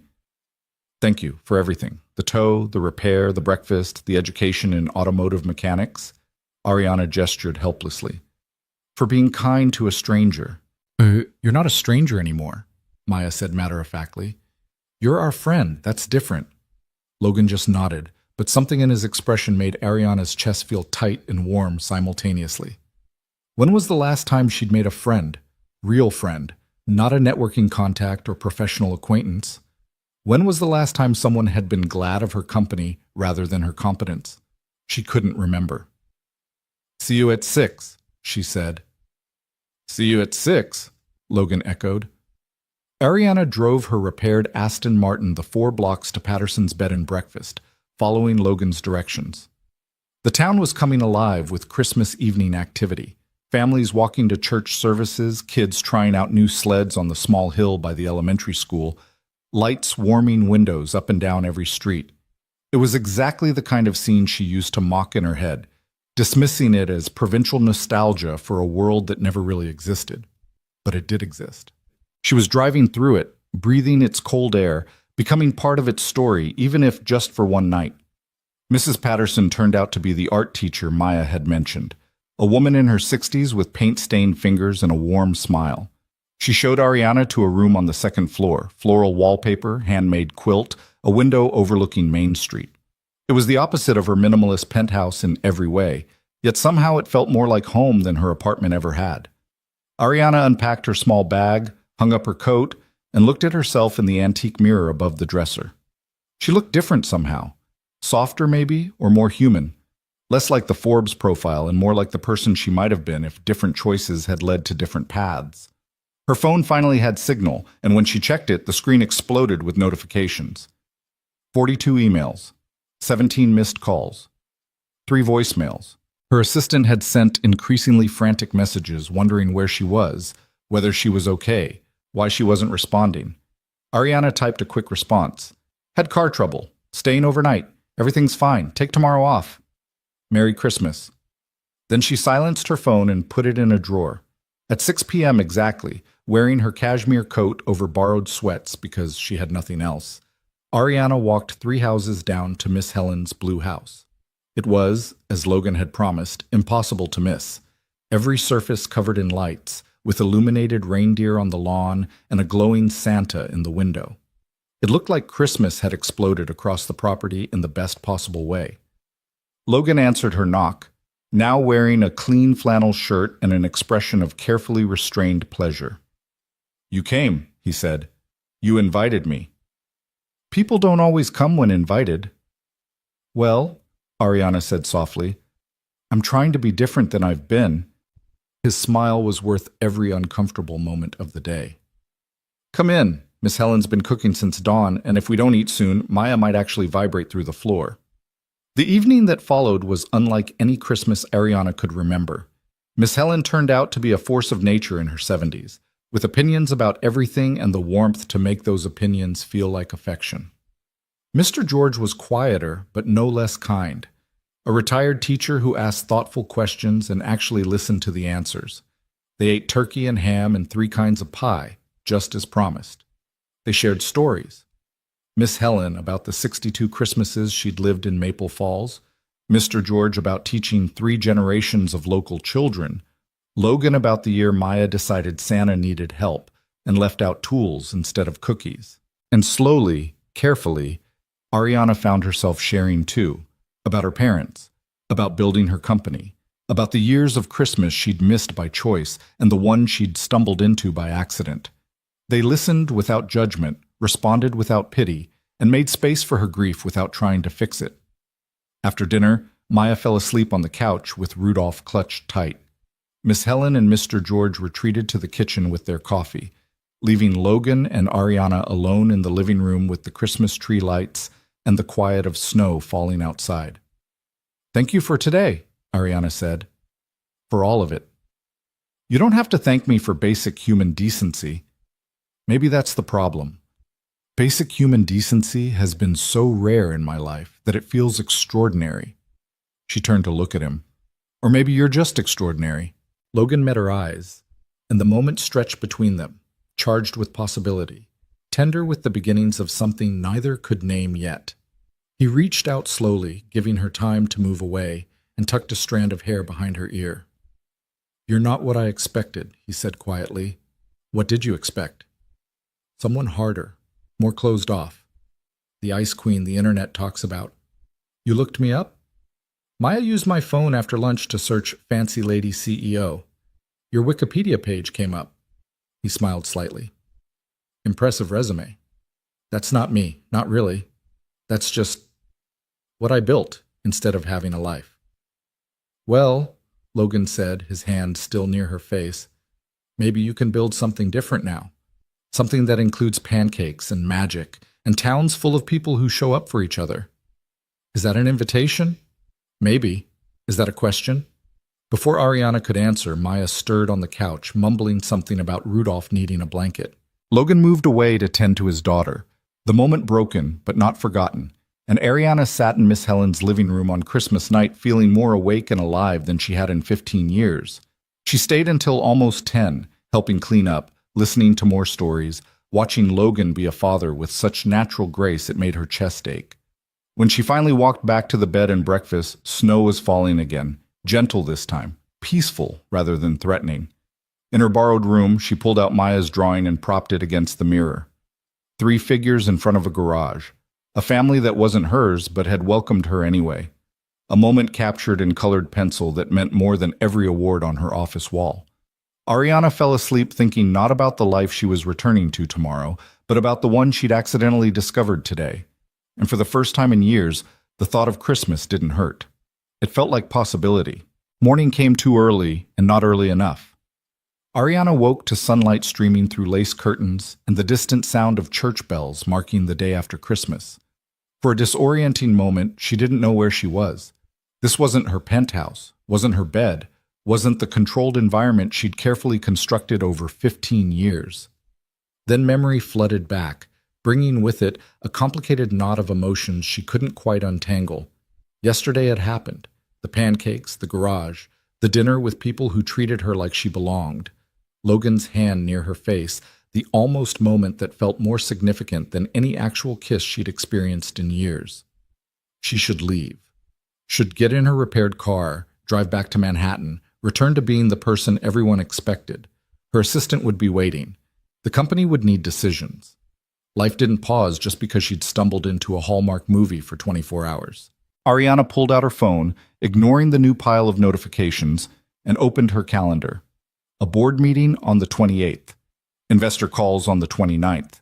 The product launch planning session on January 2nd. Her entire life mapped out in 30-minute increments, each block of time optimized for maximum productivity. She stared at the screen until the words blurred, feeling something shift uncomfortably in her chest. When had this stopped feeling like success and started feeling like a prison? A knock on her door interrupted the thought. When she opened it, Mrs. Patterson stood in the hallway holding a breakfast tray. "Thought you might like something before you head out," the art teacher said with a smile. "Logan mentioned you were driving back to New York today." "Logan called you?" "Stopped by on his way to the garage. That man's been up since 5. Some emergency call about a truck that wouldn't start. But he wanted to make sure you had breakfast." Mrs. Patterson set the tray on the small table by the window. "Blueberry muffins, fresh from my oven, coffee's in the thermos, cream and sugar on the side." Ariana looked at the tray. Simple white dishes, a cloth napkin, steam rising from the muffins, and felt her throat tighten. When was the last time someone had thought about her breakfast? Not a catered corporate event or a business meal with ulterior motives, but just breakfast, offered because someone cared whether she ate. "Thank you," she managed. "You're welcome, dear." Mrs. Patterson moved toward the door, then paused. "You know, I've lived in Maple Falls 43 years, seen a lot of people pass through, tourists, leaf peepers, folks visiting family. Most of them leave, and we never think of them again." She smiled gently. "But every once in a while, someone comes through who feels different, like maybe they were supposed to find us, or we were supposed to find them. You have that feeling about you." "I'm just passing through," Ariana said automatically. "Maybe. Or maybe you're just scared to be anything else." Mrs. Patterson's expression was kind but knowing. "Either way, the muffins are good. Eat them while they're warm." After she left, Ariana sat by the window eating breakfast and watching Maple Falls wake up. A few cars moved along Main Street. Someone was shoveling the sidewalk in front of the hardware store. A dog bounded through the snow, trailing a laughing child. Normal life, happening at a pace that would have driven her crazy a week ago but now seemed almost appealing. She finished eating, packed her small bag, and checked out. Mrs. Patterson refused payment. "Logan already took care of it," she said. "He what?" "Paid for your room last night. Said you were his guest, and guests don't pay." Mrs. Patterson handed her a paper bag. "Extra muffins for the road. And dear, whatever you decide, stay or go, make sure it's what you actually want, not just what you think you should want. Life's too short for should." Ariana walked toward the garage carrying her bag and the muffins and Mrs. Patterson's unsolicited wisdom. The morning was cold but clear, the kind of crystalline winter day that made everything look sharp and possible. Her breath clouded in front of her, and her boots crunched on snow that had been packed down by morning foot traffic. The garage door was open, warm air spilling out into the cold morning. Inside, she could hear the sound of tools and a radio playing quietly. Classic rock. Something with too much guitar. Logan was bent over the hood of a pickup truck, his back to the door, completely focused on whatever he was fixing. Ariana stood in the doorway for a moment, just watching him work. There was something almost meditative about his movements, confident but not rushed, each action purposeful. He belonged here, in this space, in this town, in this life he'd built from grief and determination. She envied that certainty, that sense of place. "You going to stand there all morning, or are you going to come in where it's warm?" She jumped slightly. He hadn't turned around, hadn't even paused in his work, but somehow he'd known she was there. "How did you—" "Your perfume. Expensive stuff stands out in a garage that usually smells like oil and old coffee." Now he did turn, straightening with a smile that did complicated things to her pulse. Morning. Morning. I hear you paid for my room. Seemed rude to rescue someone and then charge them for the aftermath. He wiped his hands on a rag. Coffee? I made a fresh pot about an hour ago. I had some, thank you. Mrs. Patterson brought breakfast. Of course she did. That woman has never met a person she didn't want to feed. Logan moved to the workbench, poured himself coffee from a battered thermos. So, you heading out? That was the plan. Was? Ariana set down her bag, suddenly unsure. I don't know. I woke up this morning thinking I should leave, get back to my normal life. But then I had breakfast and walked through town and I don't know if I want to go back to that life. Or if I even know what I want. Logan studied her over the rim of his coffee cup, his expression thoughtful. You know what my dad used to say? When you're not sure about the road ahead, sit still for a minute. The right direction usually makes itself clear. How long is a minute in this metaphor? However long it takes. He set down his coffee. Look, I'm not going to tell you what to do. You've got a whole life in New York, important work, people depending on you, responsibilities. That matters. But you've also got something here, even if it's just the beginning of something. Maybe that matters too. I barely know you. True, but sometimes knowing someone isn't about time, it's about attention. And I think we've paid pretty close attention to each other in the last day and a half. He moved closer, his voice gentler. I'm not asking you to stay forever, Ariana. I'm just asking you to consider that maybe you don't have to leave right this second. Maybe you could stay another day. See what happens. My company. We'll survive 24 hours without you. If it can't, you've built it wrong. The words landed with uncomfortable accuracy. She had built TechVista to need her, to revolve around her decisions and approval, because being indispensable meant being safe. But safe from what? From being replaced? Or from having to admit she'd built a monument to her own loneliness? I don't know how to just be somewhere, she admitted. Without purpose or agenda or clear objectives, I don't know what I'd do with myself. You'd live. That's the whole point. Logan reached out, his hand finding hers with surprising naturalness. Yesterday you learned about fuel systems and ate magic pancakes and made a little girl incredibly happy just by staying for dinner. That's not nothing. That's actually everything. His hand was warm, calloused from work, completely steady while hers trembled slightly. When was the last time she'd held someone's hand? Not a professional handshake or a choreographed photo op, but actual human contact offered freely and received the same way. Maya's probably at Miss Helen's, Logan continued. She goes there most mornings when I have early calls, but she'd love to see you before you go, if you're definitely going. Are you manipulating me using your adorable daughter? Absolutely. Is it working? Despite everything, Ariana laughed. Maybe. Good. Stay for lunch at least. Give yourself permission to have one more meal in Maple Falls before you drive back to your regularly scheduled life. What's the worst that could happen? The worst that could happen, Ariana thought, was that she'd get used to this. To kindness without calculation, to connection without contracts, to being wanted for herself rather than her utility. And then leaving would hurt in ways she'd carefully protected herself from for 15 years. But looking at Logan's patient smile and feeling his hand still holding hers, she realized she might already be past the point of safe return. Lunch, she said. I can stay for lunch. His smile widened into something that lit up his whole face. Good.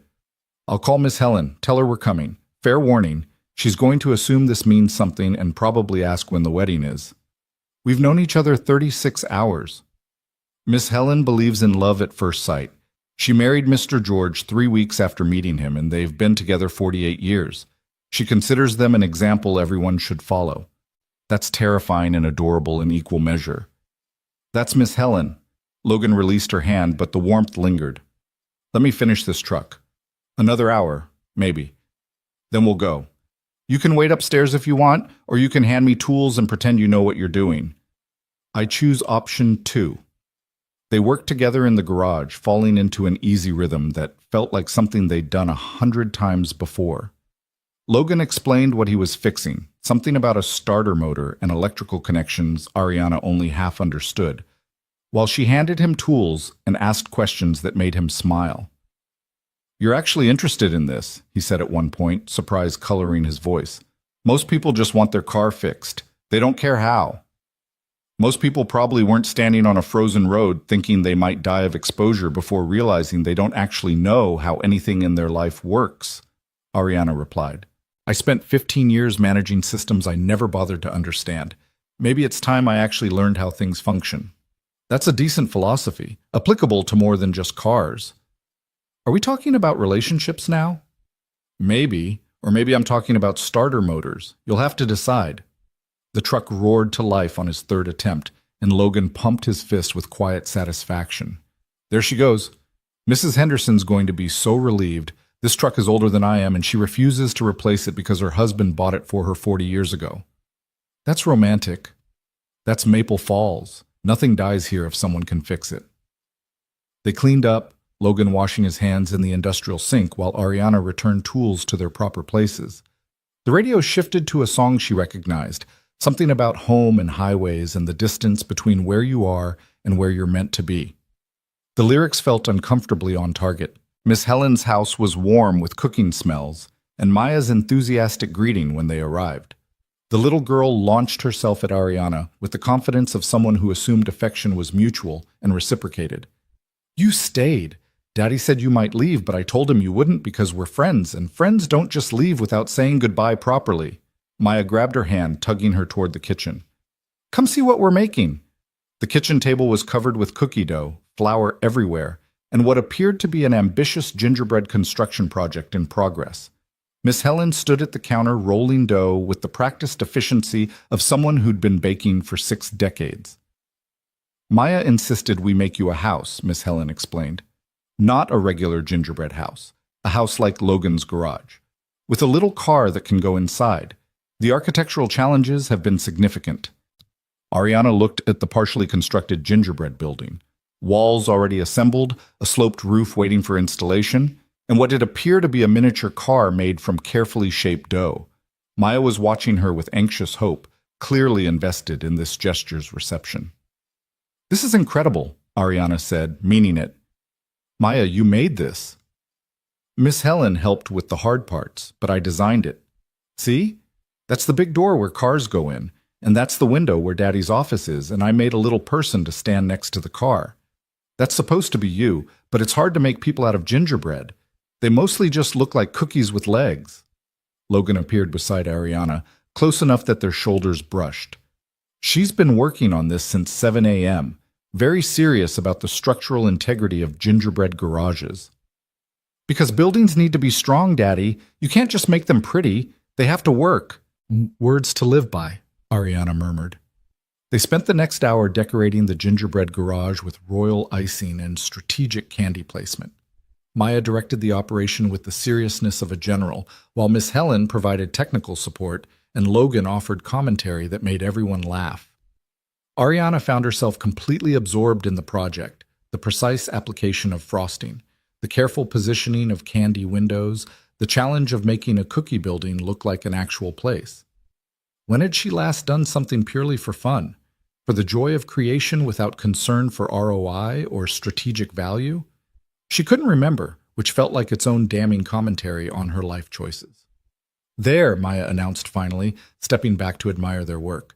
"It's perfect, and now you'll always remember us because you can eat the garage." Which is funny because you can't actually eat real garages, but with gingerbread you can, and it will taste good instead of like oil and metal. "I don't think I can eat this," Ariana said, looking at the little gingerbread structure that represented far more than just cookies and icing. "It's too special." "You have to eat it eventually. That's the whole point of gingerbread. It's beautiful and delicious. Things can be 2 things at once, Miss Ariana. That's what makes them magic." Out of the mouths of children, Ariana thought again. Maya had just articulated something Ariana had spent her entire adult life denying, that things could be multiple truths simultaneously, that success and emptiness could coexist, that you could build an empire and still be lost, that staying could be just as brave as leaving.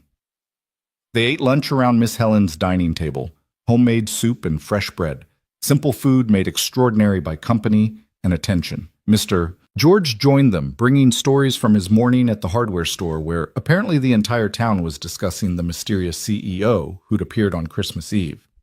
Joyce at the diner says you're in witness protection, Mr. George reported with a straight face. Tom at the gas station thinks you're a spy, and Mrs. Henderson believes you're an angel sent to test Logan's kindness, though she's not clear on the theological implications. Small towns, Logan said with resignation. Everyone knows everything and invents the rest. What do you think I am? Ariana asked, directing the question at the table in general. Maya answered immediately. You're our friend who needed help and then stayed because she liked us. That's not complicated. From the mouths of babes, Miss Helen said, exchanging a knowing look with her husband. Sometimes the simplest explanation is the right one. After lunch, Logan suggested a walk through town. The afternoon was cold but beautiful, the kind of winter day that made everything look like a snow globe. They walked slowly, Logan pointing out landmarks that meant something to him, the elementary school where Maya went, the diner where he had breakfast most Saturdays, the church where his grandparents were married. It's not exciting, he said as they paused in front of the town library, a small building with Victorian architecture and Christmas wreaths on every window.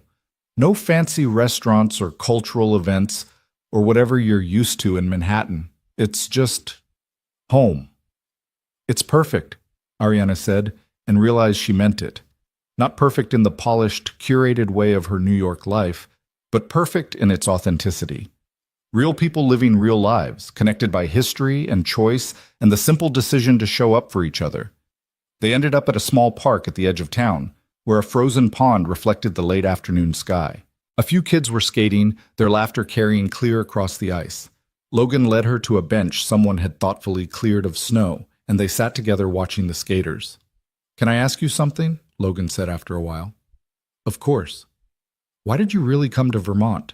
Not the business reason, the real reason. Ariana was quiet for a long moment, watching a little girl skate past holding her father's hand, both of them laughing as she nearly fell. I inherited a house here from my parents.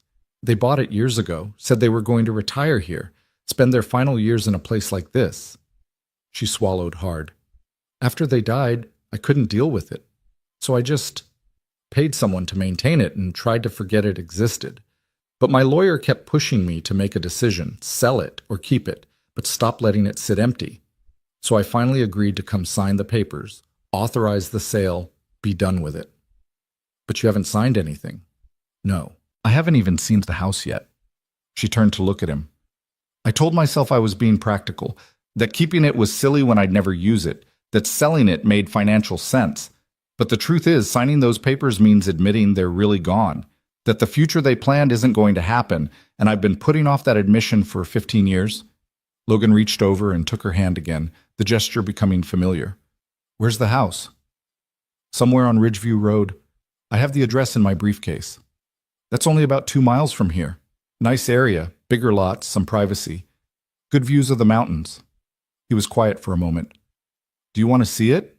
Before you decide whether to sell? I don't know if I can. You can. Question is whether you want to. Ariana watched the skaters for another minute, thinking about courage and avoidance and all the ways she'd been running from herself. Maya's gingerbread philosophy echoed in her mind. Things could be two things at once. She could be terrified and brave simultaneously, could face this and still survive. Yes, she said finally. I want to see it. They walked back to the garage where Logan's truck waited like patient transportation into her past.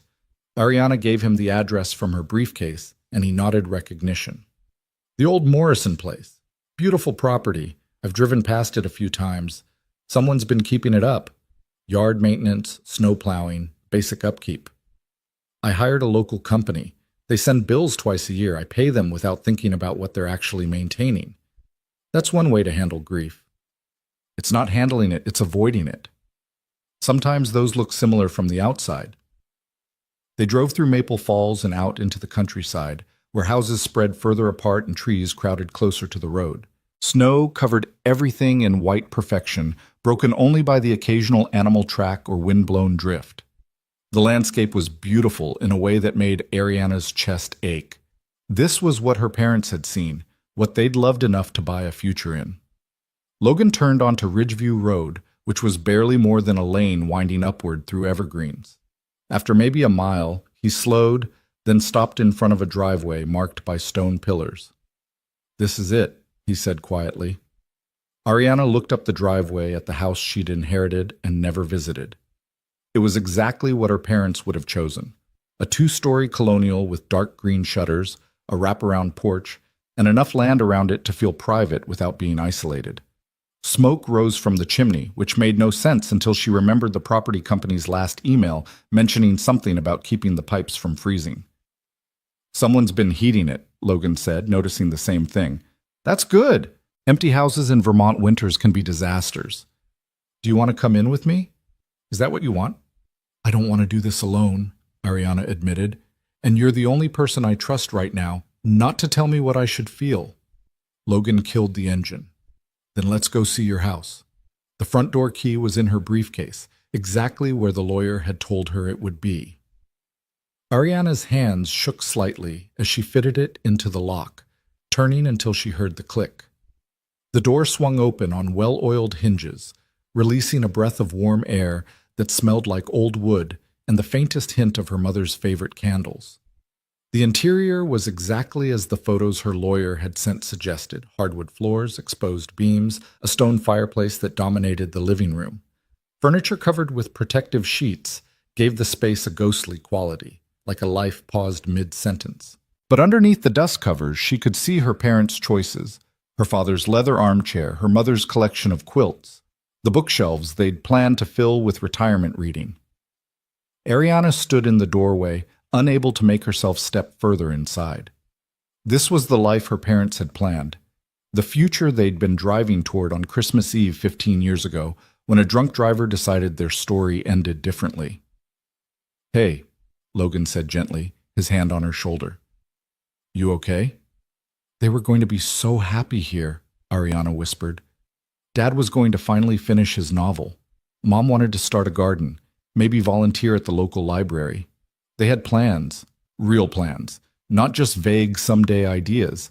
And I told them to wait, to come see me first because my work crisis was more important than their Christmas Eve. That wasn't your fault. I know that logically. But logic doesn't help when you're standing in the house your dead parents bought for a future that never happened." She turned to look at him, tears finally spilling over. "I've been so angry, Logan, for 15 years, just furious at them for dying, at myself for letting them, at the universe for being so randomly cruel. And I built this whole life around that anger, this empire of efficiency where nothing hurt because nothing mattered enough to hurt. But standing here, I realized the anger was easier than the grief."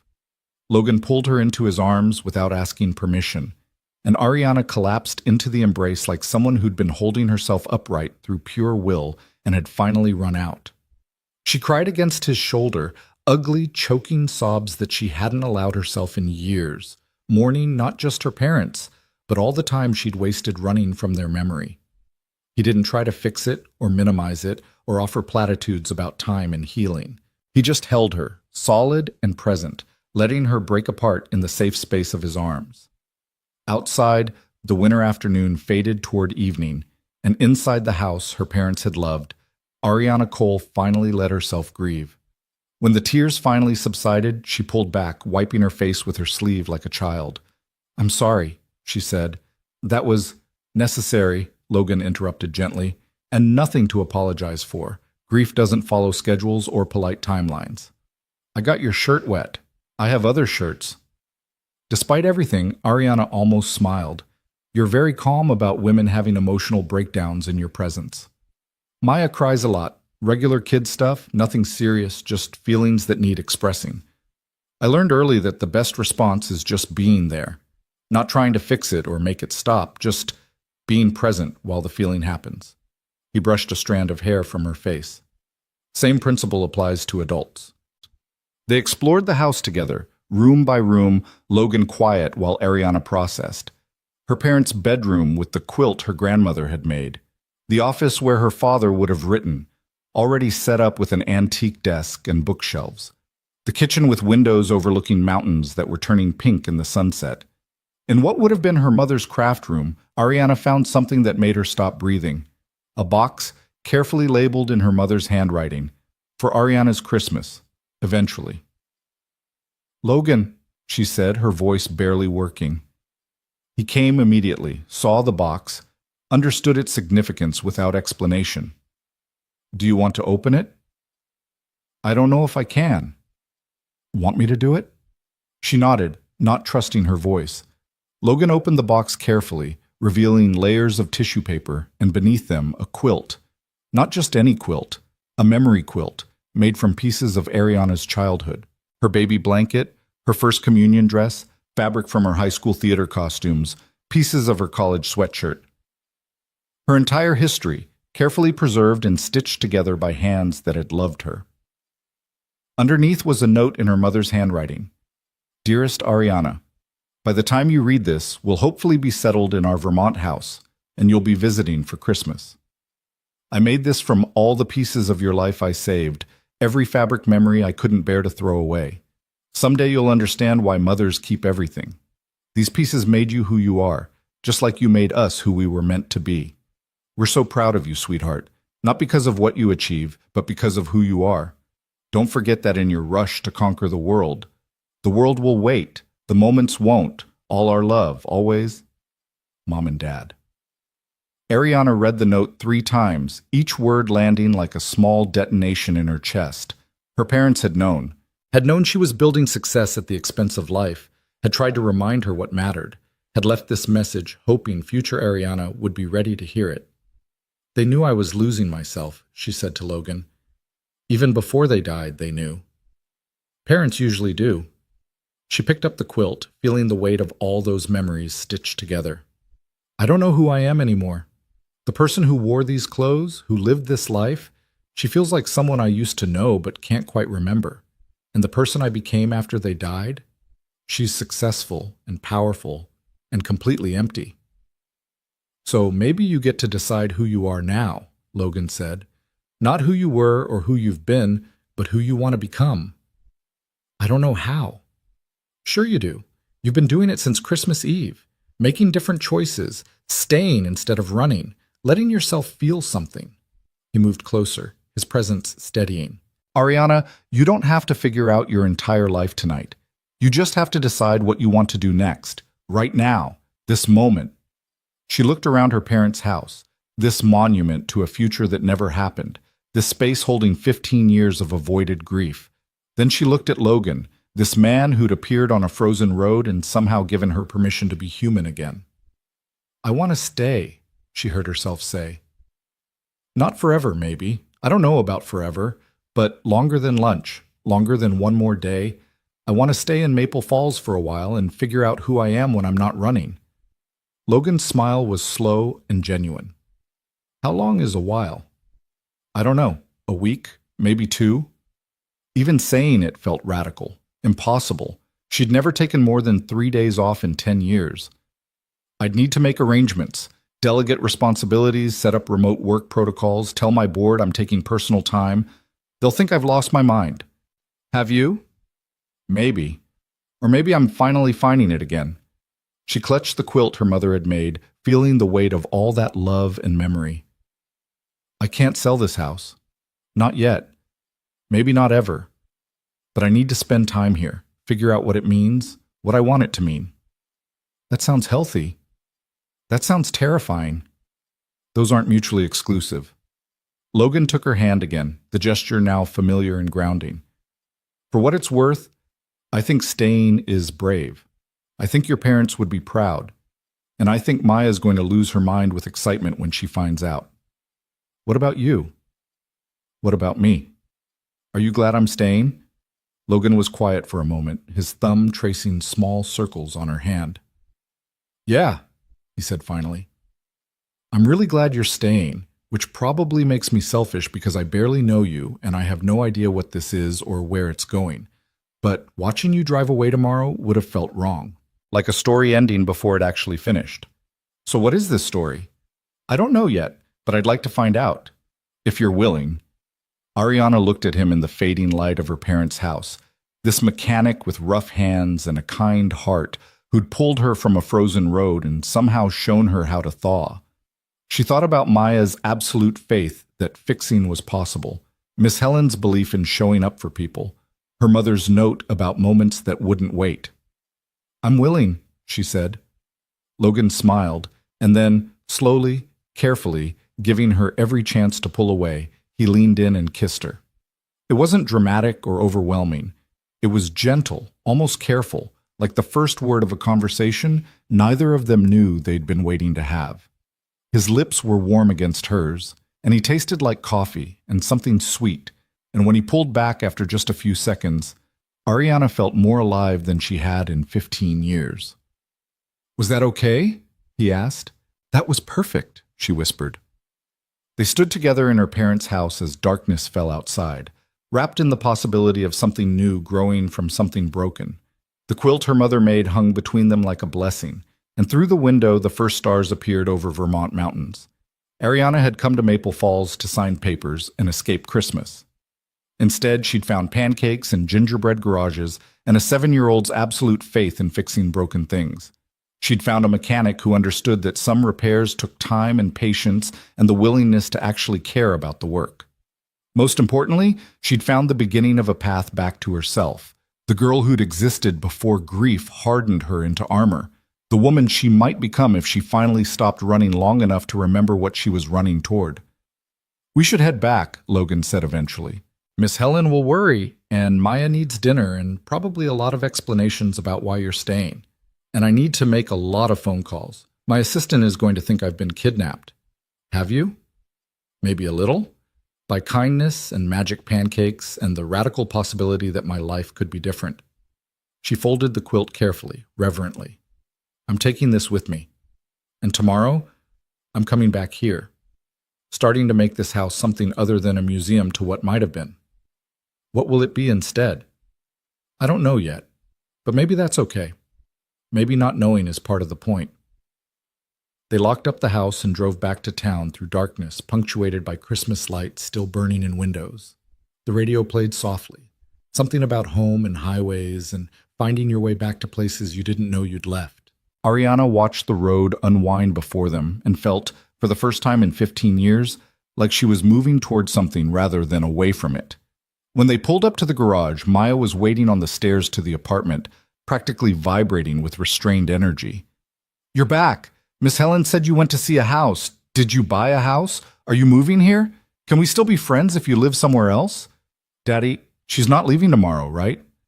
Logan glanced at Ariana, letting her take this moment. "I'm not leaving tomorrow," Ariana said, climbing out of the truck. "I'm staying for a while, maybe a week or two. I need to spend some time here, figure some things out." Maya's shriek of joy probably woke half the neighborhood. She launched herself at Ariana with the full-body enthusiasm of children who haven't learned to moderate their emotions, and Ariana caught her, holding tight to this small person who'd decided they were friends and refused to accept any other outcome. "This is the best thing ever," Maya announced. "We can do so many things. I can show you my whole school and the library and the good sledding hill and where the creek freezes, and Daddy can teach you more about cars, and we can make more gingerbread, and maybe you can come to my art show in January because I'm going to put my drawings in the town hall, and—" "Maya, breathe," Logan said, but he was smiling. "I don't need to breathe, I need to plan. Miss Ariana is staying, and that means we have time for everything." They went upstairs to the apartment where Ariana finally turned on her phone and watched it explode with messages. Her assistant, her board members, key investors, all wondering where she was, what was happening, whether the company needed emergency protocols. She typed one message to her assistant. "Taking 2 weeks personal leave starting immediately. You have full operational authority. I trust your judgment. We'll check email once daily. No calls unless absolute emergency. This is not negotiable." Then she sent a longer message to her board chair. "Need personal time to address family matters. First real vacation in 10 years. Company is stable and well-positioned. Leadership team can handle everything. We'll provide weekly updates. Please respect this decision." Finally, she silenced her phone and put it away. "Just like that?" Logan asked, watching her. "Just like that. If the company can't survive 2 weeks without me, I failed as a leader anyway. Time to find out." That evening, they had dinner in the tiny apartment. Spaghetti that Maya helped make, garlic bread from the bakery down the street, salad that was mostly iceberg lettuce, because that was what Maya would actually eat. They sat around the small table, knees bumping, passing plates and sharing stories, and Ariana felt more at home than she had in the penthouse she'd spent millions decorating. After dinner, Maya insisted on showing her every drawing she'd made in the past month, explaining each one with detailed backstory. Logan did dishes, glancing back occasionally with expressions that made Ariana's heart do complicated gymnastics. When Maya finally yawned hugely, he carried her to bed despite her protests that she wasn't tired. Ariana stood at the window looking out at Main Street, at the Christmas lights and the snow and the simple beauty of a town that had accidentally saved her. "She likes you," Logan said, returning from Maya's room. "In case that wasn't obvious from the enthusiastic tackle and comprehensive life planning, I like her too. She's extraordinary." "She is, but so are you." He moved to stand beside her at the window. "I know this is fast and probably crazy and not how normal people do things. You've been here 2 days. We've known each other basically no time at all. But it feels right," Ariana finished. "Impossible and right at the same time." "Yeah." He turned to face her fully. "I don't know where this goes. I don't know if you'll stay 2 weeks or 2 months, or if you'll wake up tomorrow and realize you've made a terrible mistake. But I know I want to find out. And I know Maya wants to find out. And I think maybe you want to find out too." "I do," Ariana said. "I really do." They stood together at the window as Maple Falls settled into nighttime quiet. Tomorrow, Ariana would start the complicated work of building a different kind of life, one with space for magic pancakes and gingerbread architecture and feelings she'd spent 15 years avoiding. She'd figure out what to do with her parents' house, what it meant to grieve properly instead of running, how to balance the company she'd built with the life she wanted to live. But tonight, she was just here, present, alive, and finally, ready to stop running long enough to see what she'd been running toward. Logan's hand found hers in the darkness, and somewhere in the apartment, Maya slept peacefully, secure in her father's love, and the certainty that broken things could always be fixed if you cared enough to do the work. Ariana squeezed Logan's hand and thought about her mother's note. The world will wait, the moments won't. For 15 years, she'd let the moments pass while she conquered the world. Not anymore. The days that followed blurred together in the best possible way, each one feeling less like borrowed time and more like life actually being lived. Ariana moved from Mrs. Patterson's bed and breakfast to her parents' house on the 3rd day, though she spent most of her waking hours either at the garage or exploring Maple Falls with Maya as her enthusiastic guide. The house on Ridgeview Road slowly transformed from museum to home. Ariana uncovered furniture, opened windows despite the cold to let fresh air chase away 15 years of stagnation, and found herself touching things her parents had touched, books they'd shelved, dishes they'd chosen, the reading glasses her father had left on the bedside table, like he'd just stepped out for a moment. Logan came by on the 4th evening, bringing tools and practical help. He fixed a leaky faucet in the kitchen, replaced light bulbs that had burned out, and checked the furnace with the same careful attention he gave to engines. Maya trailed behind him, narrating his every action like a nature documentary. And here we see the wild mechanic in his natural habitat, fixing things that are broken, because that's what wild mechanics do. Notice how he uses the wrench with expert precision, turning it exactly the right amount. Not too much, not too little, but just right like Goldilocks. "Maya," Logan said, voice muffled from under the sink. "I'm not a wild mechanic." "You are if I'm documenting you. That's how documentaries work, Daddy. I decide what you are." Ariana laughed from her position at the kitchen table, where she was supposedly working on her laptop but mostly watching them. "She's not wrong. You do have a very wildlife documentary quality right now. Betrayed by both of you. This is what I get for being helpful." "You get our love and appreciation," Maya said solemnly. "That's better than money." "Is it, though?" "Daddy, you're not supposed to care about money. You're supposed to care about fixing things and making people happy and pancakes." Logan emerged from under the sink, his hair sticking up at odd angles and a smudge of something dark on his cheek. "I care about all those things, but I also care about keeping the lights on and feeding you vegetables even though you think they're punishment food." Vegetables are punishment food. That's science. That's literally not science. Miss Ariana, will you tell him that science is whatever I say it is? Ariana held up her hands in surrender. I'm staying out of this. You two have clearly been having this argument since she learned the word science. Since she was 5, Logan confirmed, and I'm losing ground daily. They ordered pizza for dinner because Ariana's kitchen was still being organized, and nobody felt like cooking. They ate sitting on the living room floor because the dining table was covered with papers, property documents, her parents' old letters, photographs Ariana had been slowly going through. Maya found a picture of Ariana as a child, maybe 8 years old, wearing a ridiculous hat and grinning at the camera. You look happy, Maya observed. More happy than you looked when Daddy found you on the road. I was happy then, Ariana said quietly. That was before I forgot how. But you're remembering now, right? Because you smile more. I've been counting. You smiled 4 times at breakfast this morning, and that's not even counting little smiles, just the big ones that make your whole face different. Logan caught Ariana's eye across the pizza box, his expression soft. Maya's very observant about smiles. It's her superpower. I think everyone needs more smiles, Maya said seriously. The world would be better if people smiled as much as they breathed. That should be a rule. A rule about smiling? Yes, like you have to smile at least 20 times a day or you don't get dessert. That would make people try harder to find happy things. What if someone's having a bad day? Ariana asked gently. What if they're sad and smiling feels too hard? Maya considered this with the gravity of a philosopher. Then other people should smile at them extra so they have enough smiles even when they can't make their own. That's what friends do. They share smiles when someone runs out. Ariana felt something catch in her throat. When did you get so wise? I've always been wise. Daddy says I was born wise and just had to grow into it. She took another bite of pizza, chewing thoughtfully. Are you going to live here forever now, in this house? I don't know about forever, but maybe for a while longer than I planned. How much longer? Maya, Logan said gently. That's Ariana's decision. We don't pressure people about their plans. I'm not pressuring. I'm just asking because if she's staying, I need to know what activities to plan. You can't plan activities without a timeline, Daddy. That's just basic project management. Where did you learn about project management? Miss Henderson talks about it at book club.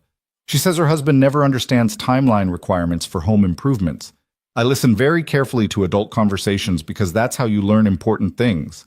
Logan looked at Ariana with amused resignation. She's going to run a company someday and terrify everyone with her competence. I'm already terrifying, Maya said matter-of-factly. Miss Helen says I have presence. That means people pay attention when I talk. After dinner, Maya fell asleep on the couch, wrapped in the quilt Ariana's mother had made, clutching Rudolph and looking impossibly small. Logan carried her to his truck with practiced ease, moving carefully to avoid waking her. Ariana walked them out into the cold night, stars bright overhead in ways Manhattan never allowed.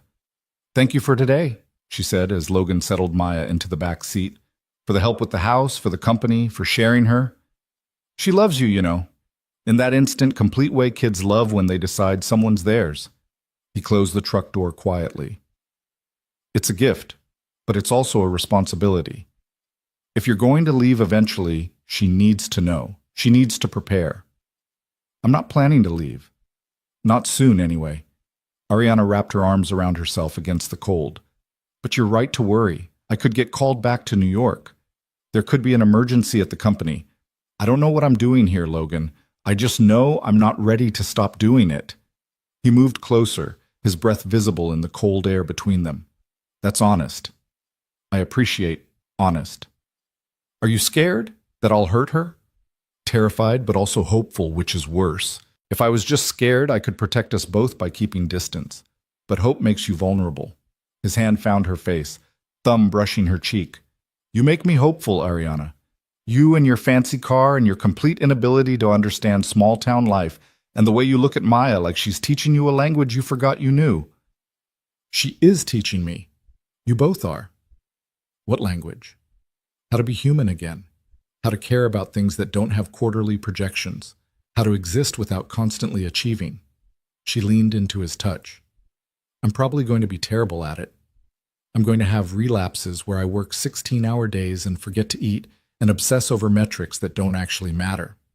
Probably, but I'm going to make you pancakes anyway, and Maya's going to drag you outside to look at interesting rocks, and Miss Helen's going to show up with unsolicited advice. We're persistent like that. I'm counting on it. He kissed her then, longer and deeper than that first careful kiss in her parents' house. She wrapped her arms around his neck, and he pulled her closer. And for a few minutes, the cold and the complications and the uncertainty all faded into the simple fact of two people finding each other against impossible odds. When they finally separated, both breathing harder, Logan rested his forehead against hers. Come to dinner tomorrow, he said. Real dinner, just the three of us. I'll cook something that isn't pancakes or pizza. Maya will probably insist on formal place settings because she's going through a phase about proper table arrangements. I'd love that. Good. Because I'm running out of excuses to see you every day, and eventually I'm just going to have to admit I want to see you every day. I want to see you every day too. He smiled, soft and genuine. Then we're on the same page. That's a good start. Ariana stood in her driveway watching his taillights disappear down Ridgeview Road, feeling more alive and more terrified than she'd felt in years. This thing between them was real and fragile, and growing faster than either of them had planned. She could already feel how much it would hurt if it ended badly, which meant she was already in too deep to protect herself. But maybe, she thought, protection was overrated. Maybe being vulnerable was the whole point. The next morning brought an unexpected complication in the form of a phone call from her board chair, Richard Chen, whose carefully neutral tone immediately put Ariana on edge. We need to talk about your leave of absence, he said without preamble. 2 weeks was already pushing it, but now we're hearing rumors you might extend. Is that true? Ariana stood in her kitchen, her parents' kitchen, her kitchen now, maybe, looking out at mountains she was learning to love. I haven't decided yet. You haven't decided. Ariana, you're the CEO of a $3 billion company. You don't get to not decide about your availability. I'm taking personal time that I've earned through 10 years of 70-hour weeks. The company is stable. The leadership team is competent. What's the actual problem? Richard was quiet for a moment, and Ariana could picture him in his corner office, probably looking at spreadsheets that showed exactly how little her absence was affecting daily operations. The problem is optics. You disappeared the day after Christmas with minimal explanation. Investors are asking questions. The board wants answers. Tell them I'm dealing with a family matter. What family matter? You don't have family. The words landed like a slap, true and cruel in equal measure. I had parents. They left me a house. I'm figuring out what to do with it. That's family enough. This is about that Vermont property? Ariana, sell it or don't sell it, but do it on a weekend. You don't need 2 weeks in the middle of winter to sign papers. It's not about the papers. She turned away from the window, pacing the length of the kitchen. Richard, I've given this company everything for a decade. I'm asking for a few weeks to figure some things out. Why is that so threatening?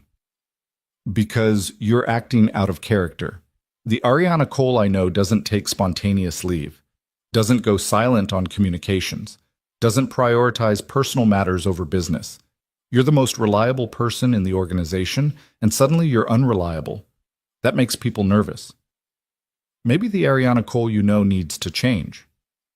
Silence on the other end, heavy with implication. Then, change is fine in personal life. In professional life, especially at your level, change looks like instability. Instability affects stock prices. So this is about money. This is about responsibility. You built something extraordinary. Don't undermine it with erratic behavior. After Richard hung up, after she'd promised nothing except to think about his concerns and provide a timeline soon, Ariana sat at her kitchen table feeling the weight of expectation settle back on her shoulders. She'd spent 10 years building herself into someone indispensable, someone whose entire identity was wrapped up in corporate success. Walking away from that, even temporarily, meant walking away from the person she'd constructed so carefully. But what if that person had been a cage disguised as an achievement? She was still sitting there an hour later when Logan's truck pulled into her driveway. He knocked once, then let himself in with the casualness of someone who'd been given implicit permission to be part of her space. "You look like you've been thinking too hard," he observed, setting a paper bag on the counter. "I brought muffins from the bakery. Miss Carson says hello and wants to know if you're single because her nephew is visiting next month." "I'm not interested in Miss Carson's nephew." I told her that. She said she had to ask anyway because hope springs eternal. Small-town matchmaking is aggressive and mostly unconcerned with actual compatibility. He sat across from her, studying her face. "What happened?" "My board chair called. Wants me back in New York. Says I'm being irresponsible and erratic." "Are you?" "By their standards?" "Yes." "By normal human standards?" "I'm taking a completely reasonable amount of time off to deal with personal issues." She pulled a muffin from the bag, breaking it apart without eating. "The problem is I've spent so long being their version of responsible that I don't know how to be any other kind." Logan was quiet for a moment, drinking the coffee he'd apparently also brought. "Can I tell you something about responsibility?" "Please." "When Sarah died, everyone told me I was being irresponsible by staying in Maple Falls. Said I should move to a city with better opportunities, make more money, give Maya access to better schools and resources. They had charts and statistics proving I was failing her by choosing a small town." He leaned back in his chair. "But Maya needed stability more than opportunity. She needed community more than resources. And I needed to be somewhere I could grieve without having to perform competence for strangers. So I stayed, and everyone said it was the wrong choice. Was it? Look at Maya, happy, confident, surrounded by people who love her. She knows every person in this town by name. She's never been afraid to be exactly who she is because nobody here expects her to be anything else." He smiled. "That's not failure. That's success on different terms. Your board chair wouldn't understand that logic. Your board chair probably measures success in profit margins. But you're a human being, not a quarterly report. You get to define your own success." Ariana ate some of the muffin, thinking about definitions and measurements and all the ways she'd let other people decide what her life should look like. What if I can't do both? What if staying here means losing the company? Then you have to decide which loss you can live with. The answer should have been obvious. She'd spent 10 years building Tech Vista. It was her creation, her achievement, her proof of worth. But sitting in her parents' kitchen with Logan, watching her with patient understanding, eating a muffin from a small-town bakery where everyone apparently knew everyone's business, Ariana realized the calculation had changed. Losing the company would hurt. But losing this chance to be someone other than the Ice Queen, this possibility of connection and presence and actual life, that might destroy her. "I'm going to extend my leave," she said, the decision crystallizing as she spoke. "Another week at least, maybe 2. If the board can't handle that, they can replace me." That's brave. That's terrifying, but maybe you're right. Maybe the best things are. Logan reached across the table, lacing his fingers through hers. "For what it's worth, I'm glad you're staying, selfish as that might be." "It's not selfish, it's honest." She squeezed his hand. "And I'm glad you want me to stay." That evening's dinner at Logan's apartment was exactly what he'd promised. A real meal, carefully prepared, with Maya insisting on cloth napkins and proper fork placement. She'd made place cards with everyone's names written in careful letters, and she'd picked flowers from Miss Helen's greenhouse to serve as a centerpiece. "This is a special dinner," Maya explained seriously, "because Miss Ariana has been here almost a whole week, and that means we're celebrating. You have to celebrate important milestones. Miss Helen taught me that." They ate roasted chicken and vegetables that Maya claimed to hate, but ate anyway, and they talked about everything and nothing. Maya's upcoming school project about Vermont wildlife, Logan's plans to update the garage's computer system, Ariana's slowly forming ideas about what to do with her parents' house. "You could rent it out," Logan suggested. "Vacation rental, maybe. Maple Falls gets decent tourism in fall and winter." "Or you could live in it," Maya said. "That's what houses are for, living, not renting to strangers who might not appreciate the quilt room." "The quilt room?" "The room with all your mom's sewing stuff. I decided it's the quilt room because that's where the quilt came from, and rooms should be named after their most important things." After dinner, Maya decreed that they should play board games, which turned into a fierce competition involving a game about building railways across America. Maya took it very seriously, forming alliances and breaking them with ruthless efficiency. "You can't trust anyone in this game," she told Ariana solemnly. "Not even Daddy, especially not Daddy. He looks all nice and helpful, but then he blocks your route to Chicago and acts like it's just strategy. It is just strategy. It's betrayal, Daddy. There's a difference." Watching them bicker good-naturedly, Ariana felt something settle in her chest, a sense of rightness she hadn't known she was missing. This was what family looked like when it wasn't performing or optimizing or achieving, just people being together, sharing space and time, and complicated board games that ended in debate about rules. Around 9, Maya started yawning between turns, her usual energy flagging. Logan called bedtime despite her protests, and Ariana found herself listening to their nighttime routine through the thin walls, teeth brushing, story reading, the soft murmur of Logan's voice doing character impressions that made Maya giggle. When he emerged 20 minutes later, he looked tired but content. "She wants you to tuck her in too," he said. "Fair warning, she's probably going to ask you deep philosophical questions. It's her bedtime stalling technique." Ariana went to Maya's small room, where the little girl was already under her covers with Rudolph positioned carefully beside her. The walls were covered with her drawings, animals and houses, and abstract designs that showed real artistic promise. "Hi," Maya said sleepily. "Will you sit for a minute?" Ariana sat on the edge of the bed. "What's up, Butterfly?" Maya's face lit up at the nickname. "You called me Butterfly. That's Daddy's special name." "Sorry, I didn't mean to—" "No, it's good. It means you love me like he does." Maya reached out and took Ariana's hand. "Do you love me?" The question was so direct, so innocent, so impossibly large. Ariana looked at this 7-year-old who decided they were friends on Christmas morning and had never wavered in that conviction, who counted smiles and made gingerbread garages and believed in the fundamental fixability of broken things. "Yes," Ariana said quietly. "I love you." "Good. Because I love you too. I loved you when Daddy brought you home on Christmas Eve, and I love you more now because now I know you better. That's how love works. It starts, and then it grows if you take care of it." "Who taught you that?" "Nobody taught me. I just know it because it's true. Like how I know that purple is the best color, and that carrots are punishment food, and that you're supposed to be here with us." "Supposed to be?" "Some people are meant to find each other, like puzzle pieces. You were lost on the road, and Daddy found you, and now you fit with us. That's not accident, that's purpose." Ariana felt tears prick her eyes. "You're very wise, Maya." "I know. Daddy says it's because I pay attention to important things instead of worrying about dumb stuff." She yawned hugely. "Will you still be here tomorrow?" "Yes." "And the day after?" "Yes." "And forever?" "I don't know about forever, but I'm not leaving yet. I promise." "Okay, that's good enough for now." Maya's eyes were already closing.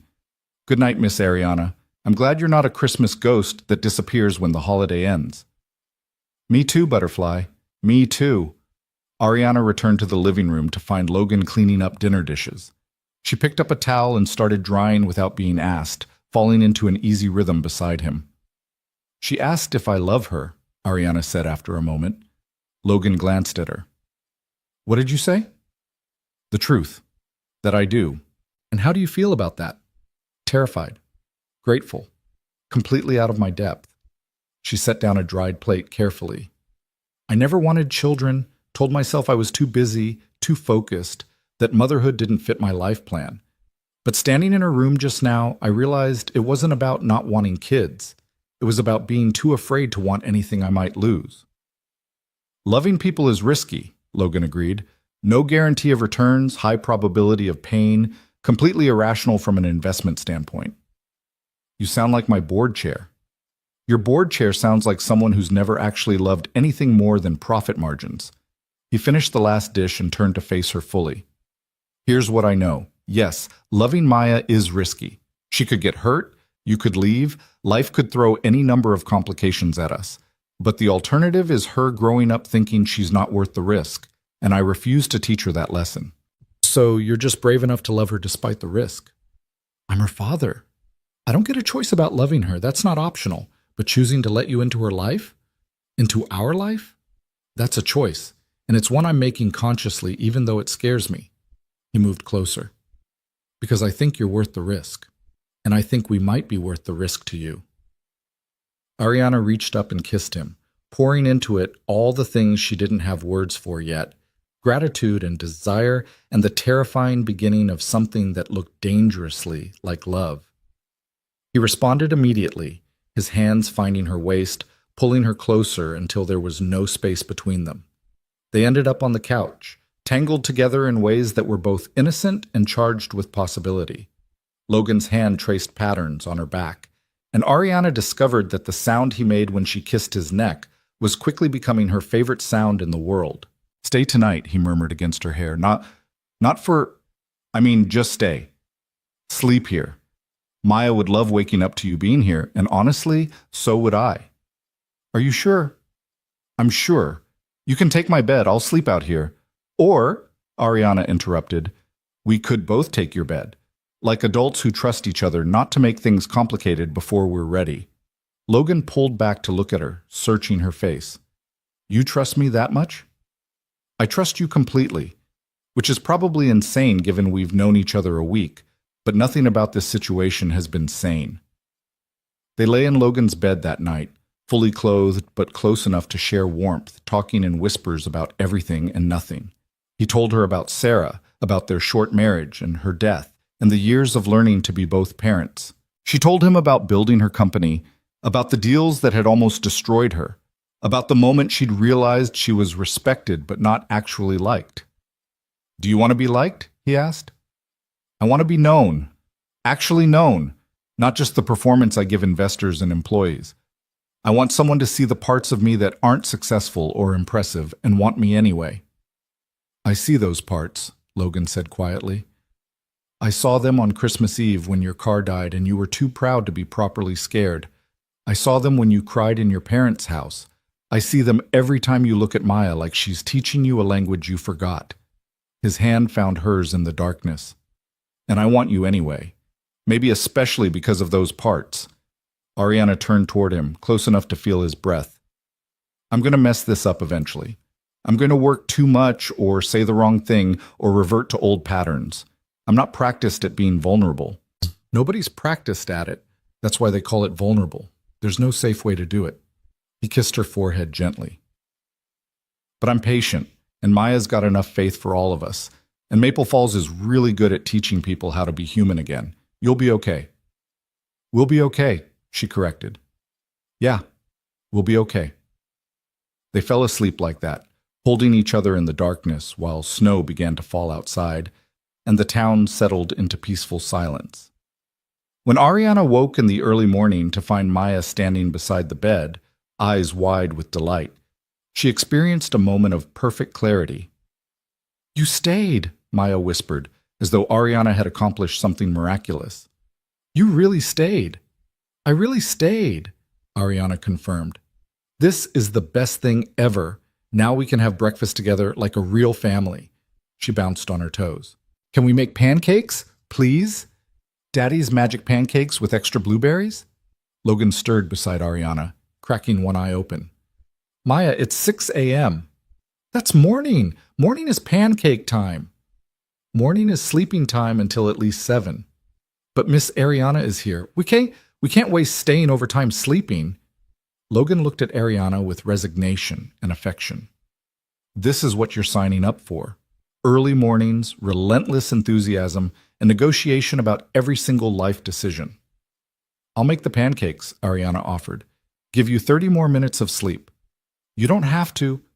I want to. Maya can supervise and tell me all the secrets of proper pancake construction.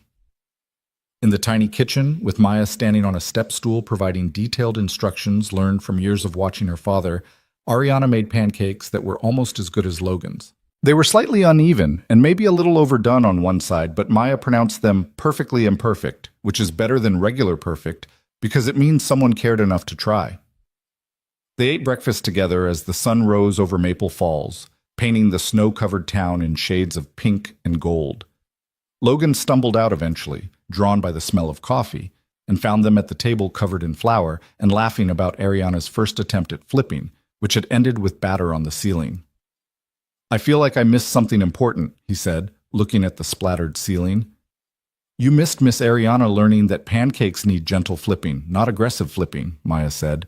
"But it's okay because failure is how we learn, and also it was really funny." They spent the day together, all three of them, no work interruptions, no agenda beyond being present.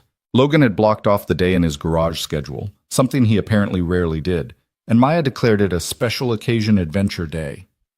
The adventure consisted of sledding on the town hill, where Maya taught Ariana the proper technique for maximum speed, which seemed to involve a lot of screaming and very little actual technique. They had lunch at the diner, where the waitress knew everyone's order before they said it, and didn't even try to hide her curiosity about Ariana's continued presence.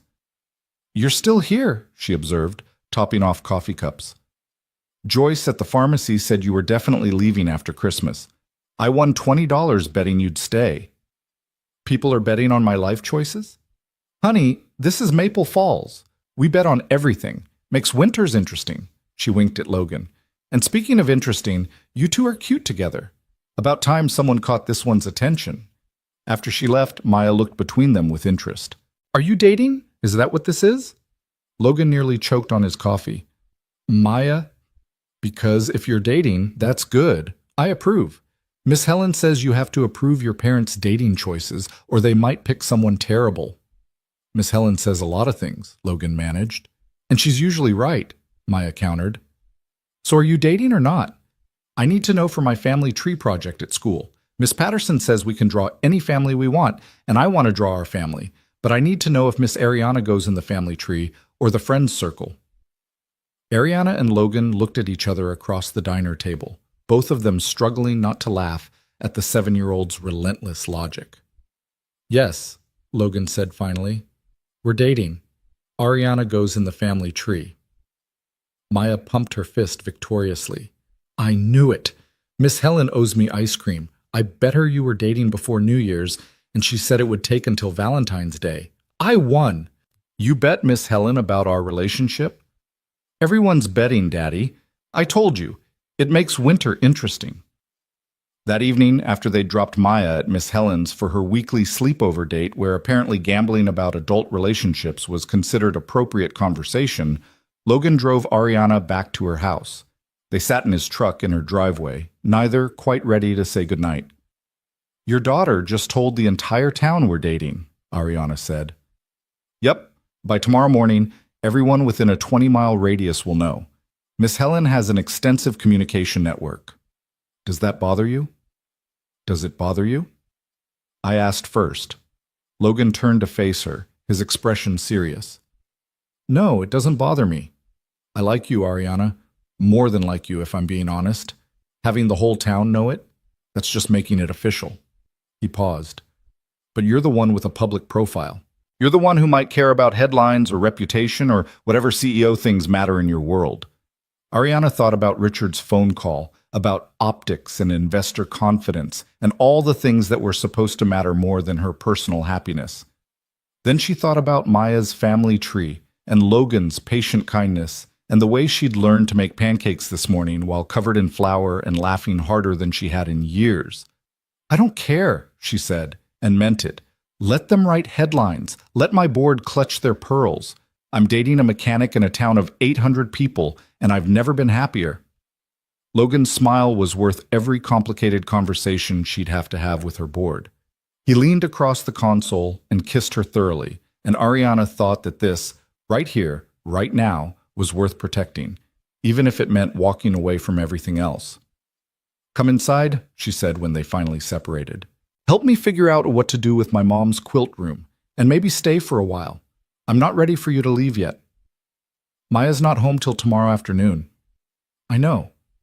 Understanding dawned in his eyes. "Ariana, I'm not asking for anything you're not ready to give. I just want more time, more conversation, more of whatever this is we're building. No pressure, no expectations, just Stay. He stayed.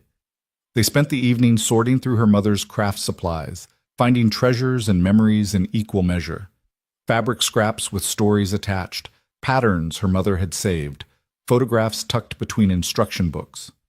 Logan was patient with her tears, present with her laughter, and completely comfortable with the mess of emotion that came with excavating 15 years of avoided grief. Later, they sat on her couch drinking the wine he'd brought from the truck, talking about futures instead of pasts for once. "What do you want?" he asked. "If you could have anything, not what you think you should want, but what you actually want, what would that look like?" Ariana was quiet for a long moment, really thinking about it. "I want to wake up and not immediately check my phone. I want to make pancakes badly and laugh about it. I want to know my neighbors and have them know me. I want to do work that matters but doesn't consume me. I want to be part of Maya's life, watch her grow up, maybe even be someone she trusts enough to come to with problems." She turned to look at him. "I want you, this.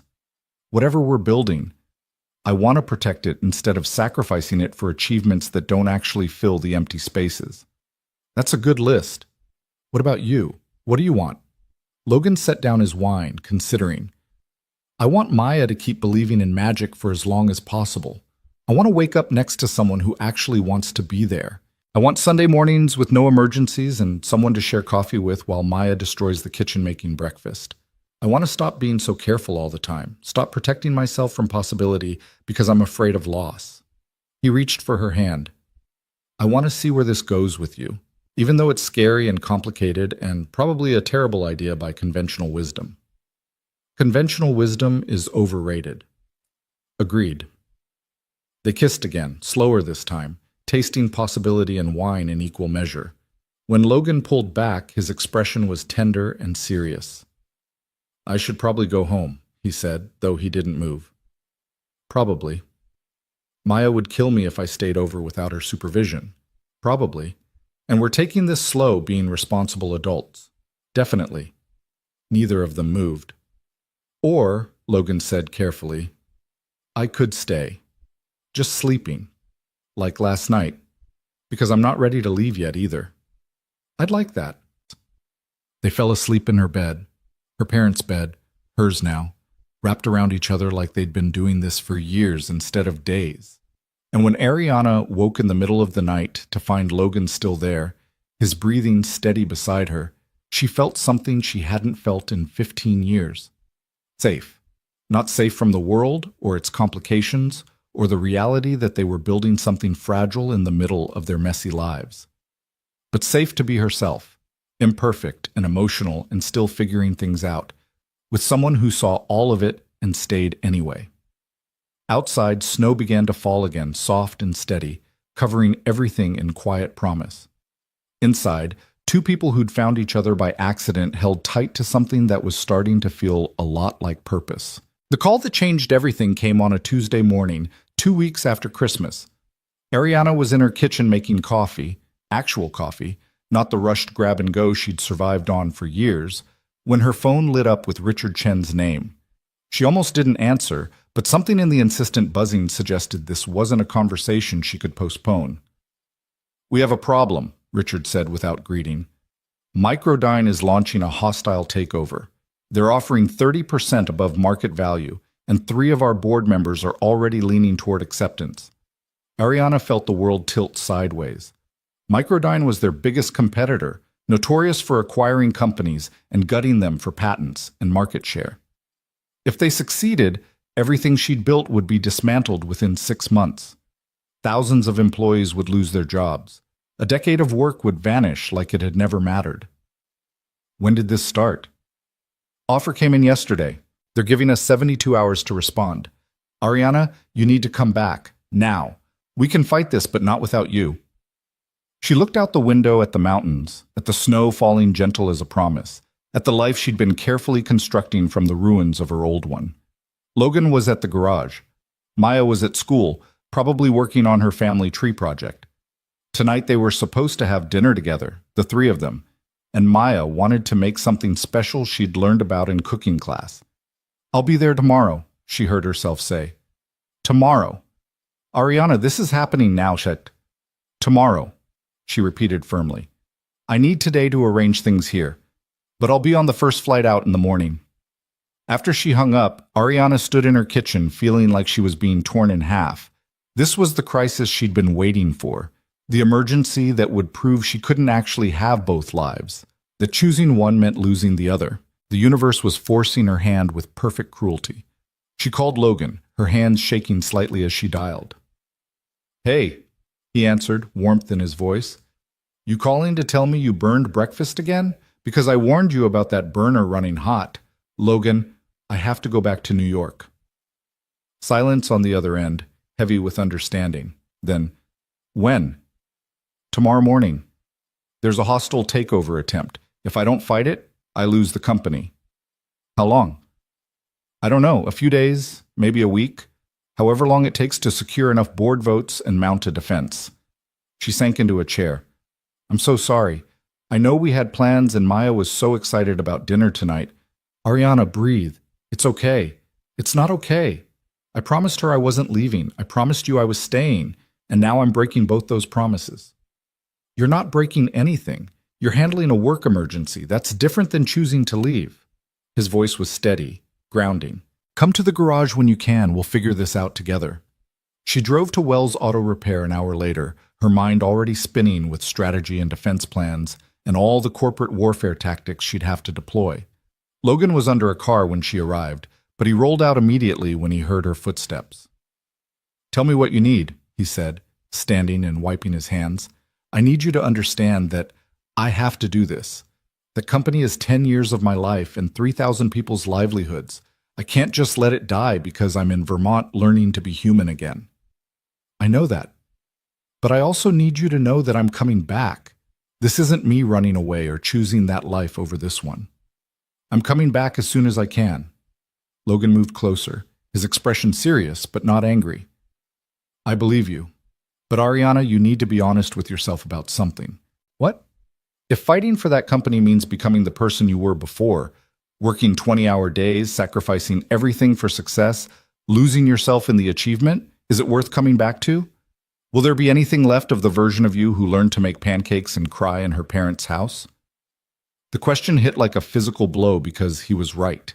She could feel it already, the old patterns activating, the armor sliding back into place, the Ice Queen preparing to do what she did best. Win at any cost, even if the cost was her own humanity. I don't know, she admitted. I don't know if I can fight this battle and stay the person I'm becoming, but I have to try. Those employees depend on me.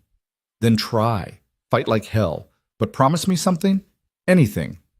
Promise me you'll remember why you're fighting, not just to win or prove something, but because you actually care about those people and what you built together. Keep that human part alive, even in the corporate warfare. Don't let the battle turn you back into someone who measures success in quarterly reports instead of pancakes. She kissed him then, desperate and grateful and terrified all at once. I love you, she said against his lips, the words escaping before she could think about timing or appropriateness. I know it's too soon and too complicated, but I love you, and I need you to know that before I go. Logan pulled back just enough to see her face, his eyes searching hers. I love you too. Have since about day 3, if I'm being honest. Maybe day 2. He smiled softly. Definitely by the time you helped Maya make the gingerbread garage. That's insane. We barely knew each other. Yeah, but sometimes knowing isn't about time. He kissed her forehead. Go do what you need to do. Maya and I will be here when you get back. However long it takes. Telling Maya was harder. The little girl listened with unusual quiet as Ariana explained about the emergency and New York and having to leave for a while. Her face crumpled in a way that broke Ariana's heart into approximately 1,000,000 pieces. But you promised, Maya whispered. You said you weren't leaving. I know, Butterfly, and I'm so sorry. But this is just for a little while. I'm coming back. That's what people say when they're not coming back. I've read books. The person always says, just for a little while, and then they're gone forever. Ariana knelt down to Maya's level, taking her small hands. Listen to me. I am coming back, because you're in my family tree now, remember? And family doesn't disappear just because things get complicated. Promise? I promise. And until I get back, we can video call every day. You can show me your drawings and tell me about school, and I'll tell you about boring business meetings and how much I miss your dad's pancakes. Will you be gone for my art show? The art show. Ariana had completely forgotten. The school's winter exhibition was in 5 days, and Maya had been planning to display her gingerbread garage drawings. She'd been so excited about showing Ariana her work in an official setting. When is it exactly? Friday afternoon, but it's okay if you miss it. You have important work things. Maya's voice was small, trying so hard to be understanding. Ariana made a calculation in her head. If she worked fast, got the board votes secured quickly, maybe she could make it back in time. It was probably impossible, definitely impractical, but looking at Maya's face, she knew she had to try. I'll do everything I can to be there, she said. I can't promise because I don't know how long this crisis will take. But Maya, I want to be there. That matters to me. Really? Really, you matter to me. This, she gestured between them, matters more than any business deal. Maya threw her arms around Ariana's neck, holding tight. I'll miss you so much. I'll miss you too. But I'll call tomorrow night, okay? Right after your bedtime story. That evening, Ariana packed her small bag while Logan sat on her bed watching. They didn't talk much. Everything important had already been said. But the silence was comfortable, weighted with understanding rather than tension. You know what scares me most? Logan said eventually. What? That you'll get back there and remember how good you are at that life. How much easier it is to be powerful and controlled than vulnerable and human. That you'll realize Maple Falls was just a nice break, but New York is where you actually belong. Ariana stopped packing and sat beside him. That scares me too. Because part of me does miss it. The adrenaline of closing deals, the satisfaction of winning, the clarity of problems that have definite solutions. Corporate warfare is simple compared to actual life, so why come back here? Because simple isn't the same as meaningful, and I've spent enough years winning battles that didn't actually matter. She took his hand. You and Maya matter. This matters. I'm not throwing that away for the illusion of control. They made love that night, slow and tender, and tinged with the desperation of temporary goodbye. Afterward, lying tangled together in her bed, Logan traced patterns on her shoulder, and Ariana tried to memorize everything about this moment. The weight of him beside her, the sound of his breathing, the way the moonlight through the window painted everything in shades of silver and blue. Come back to us, he whispered into her hair. Always, she promised. New York hit her like a wall of noise and motion and aggressive ambition. Ariana stepped off the plane into LaGuardia and immediately felt the old self sliding back into place, the confident stride, the armor-plated expression, the Ice Queen preparing for battle. By the time her car service dropped her at her penthouse, she was already mentally 3 steps into strategy. Her apartment felt like a museum to someone else's life. Everything was exactly as she'd left it, sleek, expensive, utterly devoid of personality. No paper star ornaments, no Maya's drawings on the refrigerator, no signs that an actual human lived here. Just surfaces and status symbols and the hollow echo of success. She didn't have time to dwell on it. Richard had scheduled an emergency board meeting for that afternoon, and she had 3 hours to prepare her defense. Ariana changed into her armor, a tailored suit that cost more than most people's monthly rent, heels that added 3 inches, and an attitude of invincibility, makeup that transformed her into the CEO Forbes had photographed. Looking in the mirror, she barely recognized the woman staring back. This wasn't the person who'd made misshapen pancakes or cried in her parents' house, or learned that love was scarier than any hostile takeover. This was the Ice Queen, and she'd been summoned back to do what Ice Queens did best, freeze everything until she won. The boardroom was exactly as she remembered. Massive table, leather chairs, floor-to-ceiling windows overlooking Manhattan like a conquering view. Her board members filed in with varying expressions of relief and concern. Richard looked exhausted. 3 members wouldn't meet her eyes, which told her exactly who was considering Microdyne's offer. Thank you for coming back, Richard said, though his tone suggested he'd never doubted she would. We have a lot to cover. For the next 4 hours, Ariana did what she did best. She presented analysis, outlined strategy, reminded the board exactly why Tech Vista was worth fighting for. She was articulate, commanding, absolutely in control. The Ice Queen at her finest. But something was different this time. Instead of just talking about market position and shareholder value, she found herself talking about the people. The engineers who'd worked nights to solve impossible problems, the client services team who'd built actual relationships with customers, the culture they'd created where innovation mattered more than politics. Microdyne doesn't care about any of that, she said, looking at the three wavering board members. They'll keep the patents and the contracts and fire everyone else. 3,000 people will lose their jobs so we can make a quick profit on the sale. Is that really what we built this company to do? We built this company to create shareholder value, one of the wavering members said. This offer does that. In the short term, sure. But what about 5 years from now, when Microdyne has destroyed everything we built, and those patents are worthless because they weren't supported by the people who created them? What about 10 years from now, when Tech Vista is just a footnote in someone else's acquisition history? The room was quiet, board members exchanging glances. What are you proposing? Richard asked. That we fight. That we mount a defense, find a white knight investor if we need to, do whatever it takes to maintain independence. Not because I'm too proud to sell, but because what we built is worth more than Microdyne's hostile offer. It wasn't a complete victory. Board votes and hostile takeovers never were simple.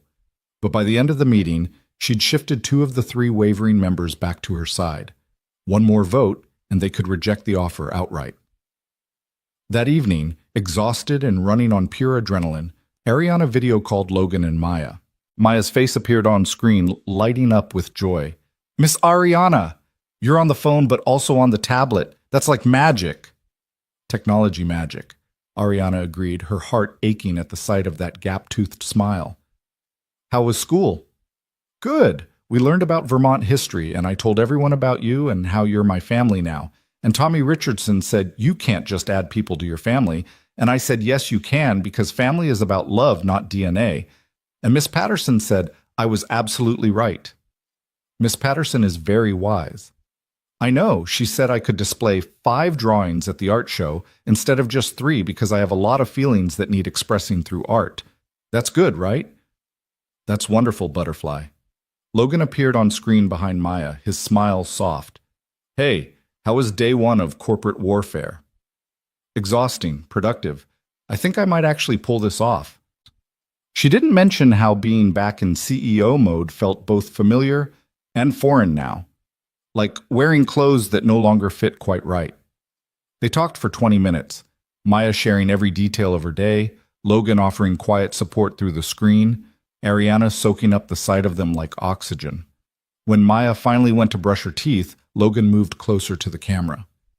You look tired, he observed. I am tired, but I can't stop yet. I have 3 investor calls tonight and a strategy session at 7 a.m. tomorrow. Ariana, I know I'm slipping back into old patterns, but I have to finish this. Just a few more days, and then I can come back. Will you, though? Or will there be another crisis and another until you forget why you left? The question stung because it was fair. How many times had she promised herself she'd take time off after just one more deal, one more quarter, one more achievement?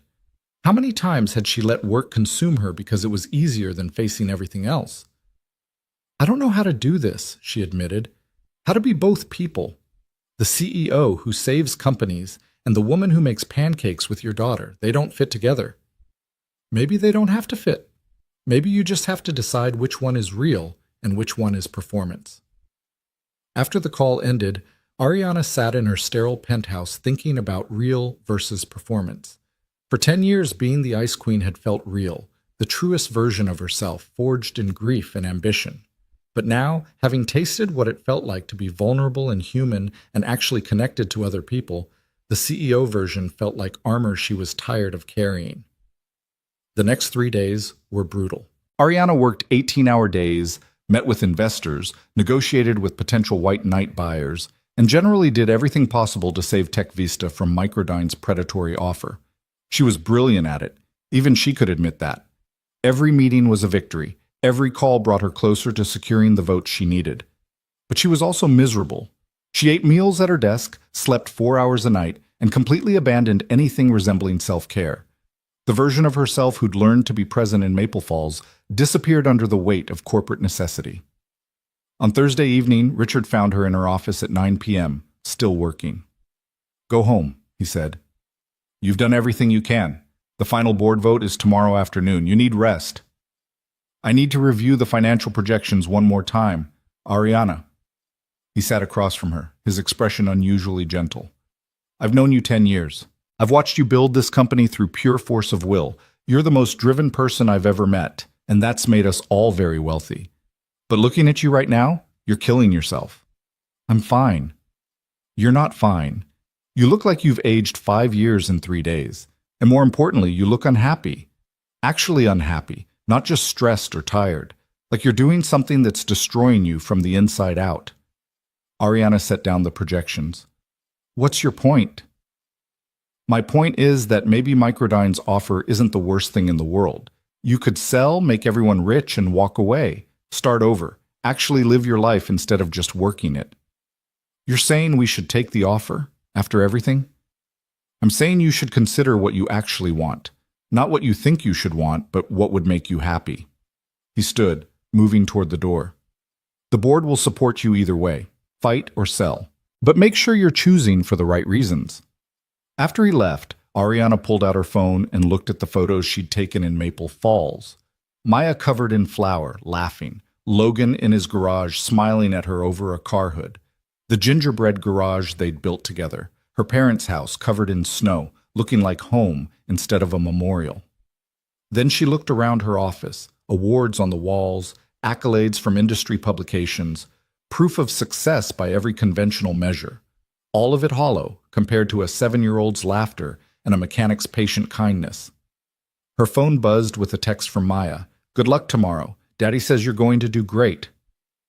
Also, I finished my drawing of our family, and you're in the middle, which is the most important place. Love you."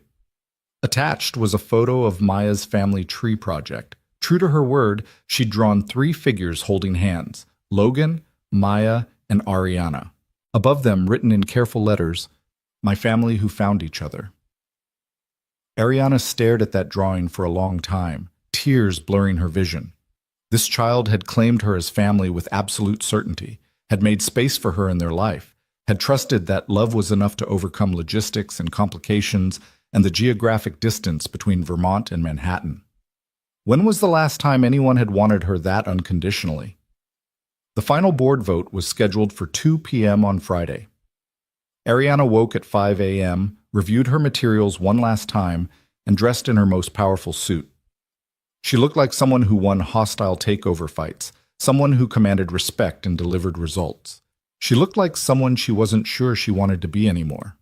The morning dragged with last-minute calls and strategy sessions. By noon, Ariana was confident she had the votes to reject Microdyne's offer. Victory was in sight. She'd save the company, prove her worth, and validate every sacrifice she'd made over the past decade. At 1 p.m., her assistant knocked on her office door.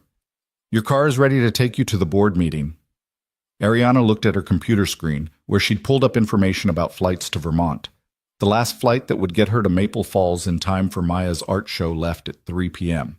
If she took it, she'd miss the board vote, miss the culmination of everything she'd worked for this week. But she'd make it in time to see Maya's drawings, to keep the promise she'd made to a 7-year-old who believed in family and fixing and the fundamental reliability of the people you loved. She thought about her mother's note. The world will wait. The moments won't. She thought about Logan asking which version of herself was real and which was performance. She thought about Maya's drawing, with Ariana right in the middle because that's where she belonged. "Cancel the car," Ariana said quietly. "What?" "Cancel the car. And tell Richard I need to see him, now." Richard arrived 5 minutes later, confusion evident on his face. "The board meeting is in an hour." "I know, and I'm not going." "Ariana, this is what we've been working toward all week." "Sit down, Richard. I need to tell you something, and I need you to actually hear me." He sat, looking concerned. "You were right yesterday," Ariana said.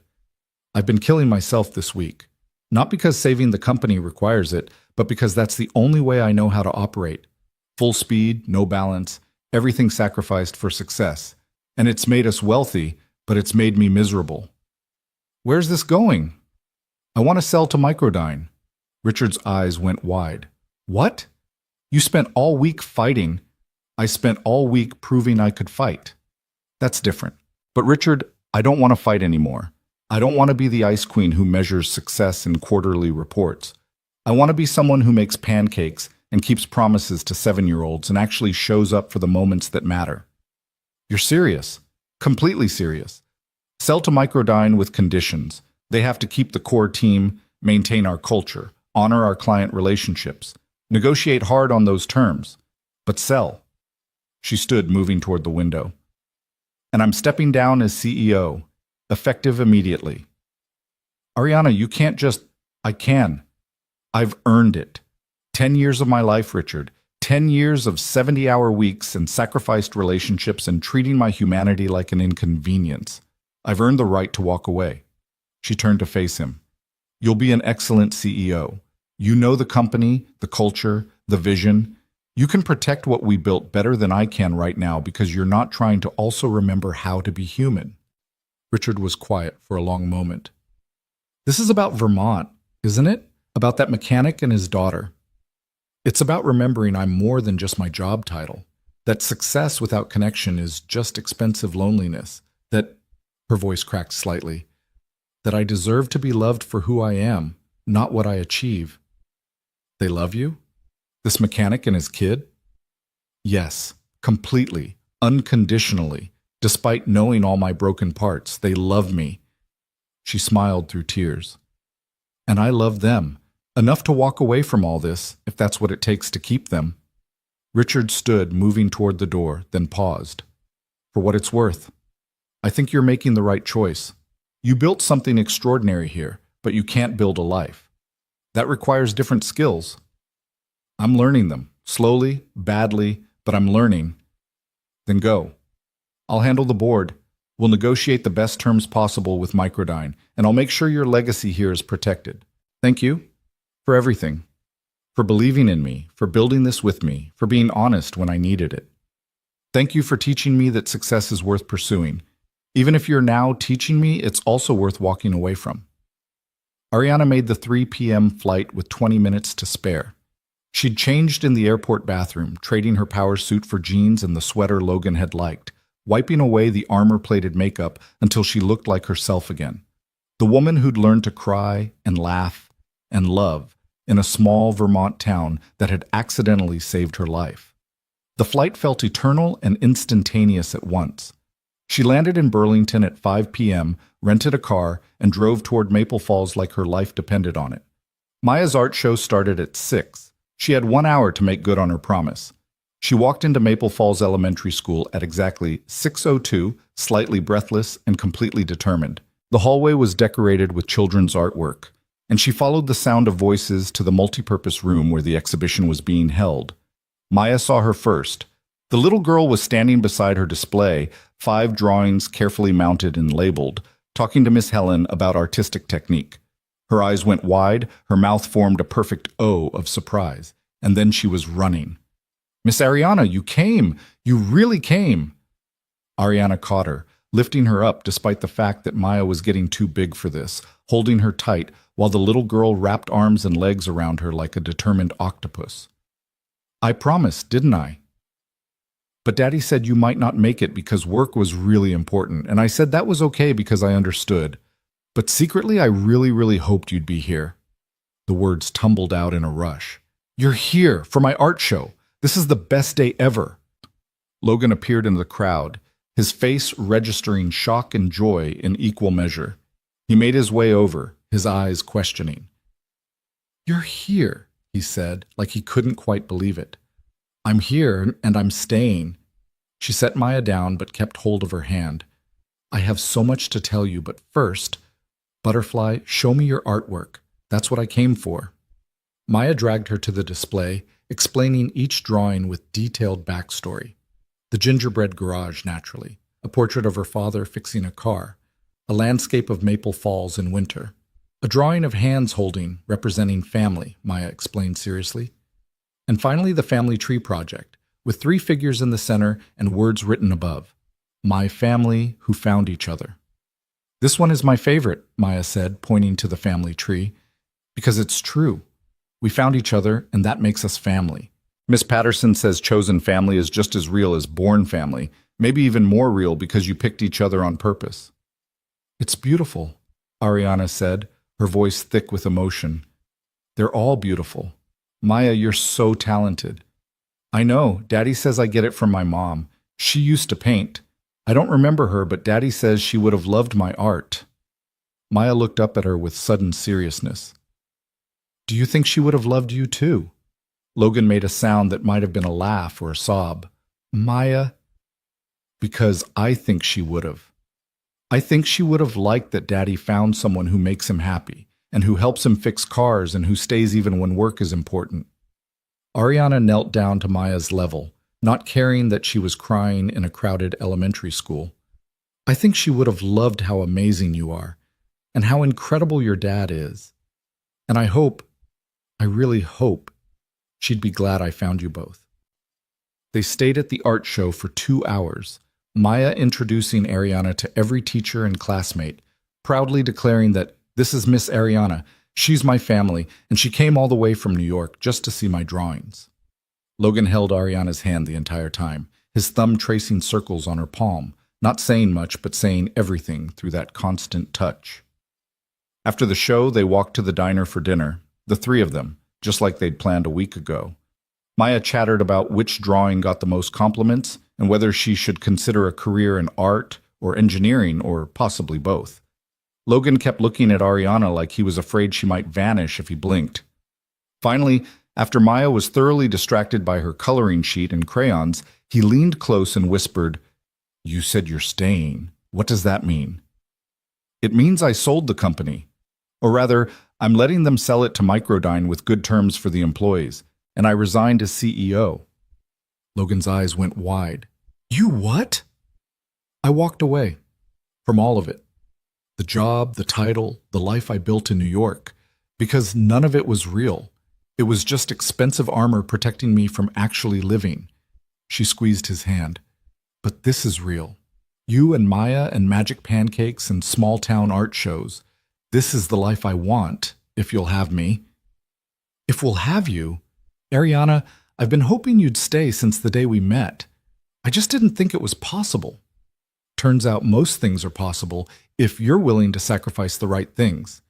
And I'm done sacrificing what actually matters for things that just look impressive." Maya looked up from her coloring. "Are you talking about grown-up stuff?" "Very grown-up stuff," Logan confirmed. "Is Miss Ariana staying forever now?" Logan looked at Ariana, his expression asking permission. She nodded. "Yes, Butterfly, Miss Ariana is staying." Maya's shriek of joy made everyone in the diner turn to look, but nobody seemed surprised. This was Maple Falls, where everyone already knew everyone's business, and apparently half the town had been betting on this exact outcome. That night, after Maya was asleep, Ariana and Logan sat on the couch in his apartment talking about logistics and futures, and all the complicated details of actually building a life together. "I have enough from the sale to live comfortably without working," Ariana explained, "but I think I want to work. Different work, maybe consulting or helping small businesses with strategy. Something that uses my skills but doesn't consume my soul." "What about your parents' house?"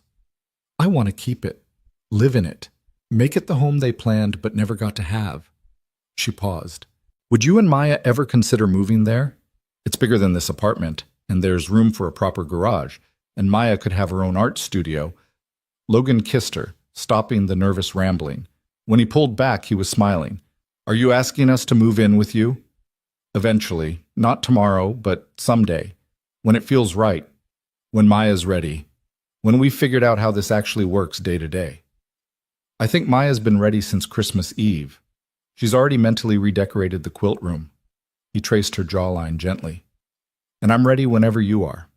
This thing between us, it's fast and probably crazy, but it's also the most right thing I've felt since Sarah died. I'm not interested in wasting time being cautious when we could be actually living." "I love you," Ariana said again, the words easier this time. "I love you too. Both versions of you. The CEO who conquers companies and the woman who makes terrible pancakes. You don't have to choose between them. You just have to let them both exist. They fell asleep on the couch that night, wrapped around each other while snow fell outside and Maple Falls settled into peaceful quiet. When Maya woke them at 6 a.m. demanding breakfast and details about what staying forever actually meant logistically, they made pancakes together. All three of them crowded into the tiny kitchen, laughing when Ariana inevitably got batter on the ceiling again. The weeks that followed were full of adjustment and discovery. Ariana moved into her parents' house permanently, slowly transforming it from memorial to home. She painted walls, arranged furniture, and filled the space with signs of actual living. Maya's drawings on the refrigerator, Logan's tools in the garage, photographs of the three of them scattered throughout. She started consulting work, helping small businesses in Vermont with strategy and systems, using her corporate expertise for companies that actually needed it, rather than billion-dollar enterprises that could hire anyone. The work was satisfying in ways TechVista never had been.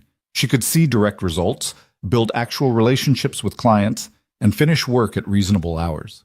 Logan spent more nights at her house than his apartment, and Maya started leaving clothes and toys in what they'd started calling her room.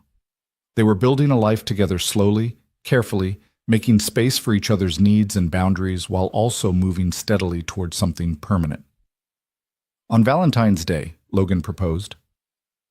They were making dinner together, something they did most nights now, the three of them navigating the kitchen like a well-practiced dance.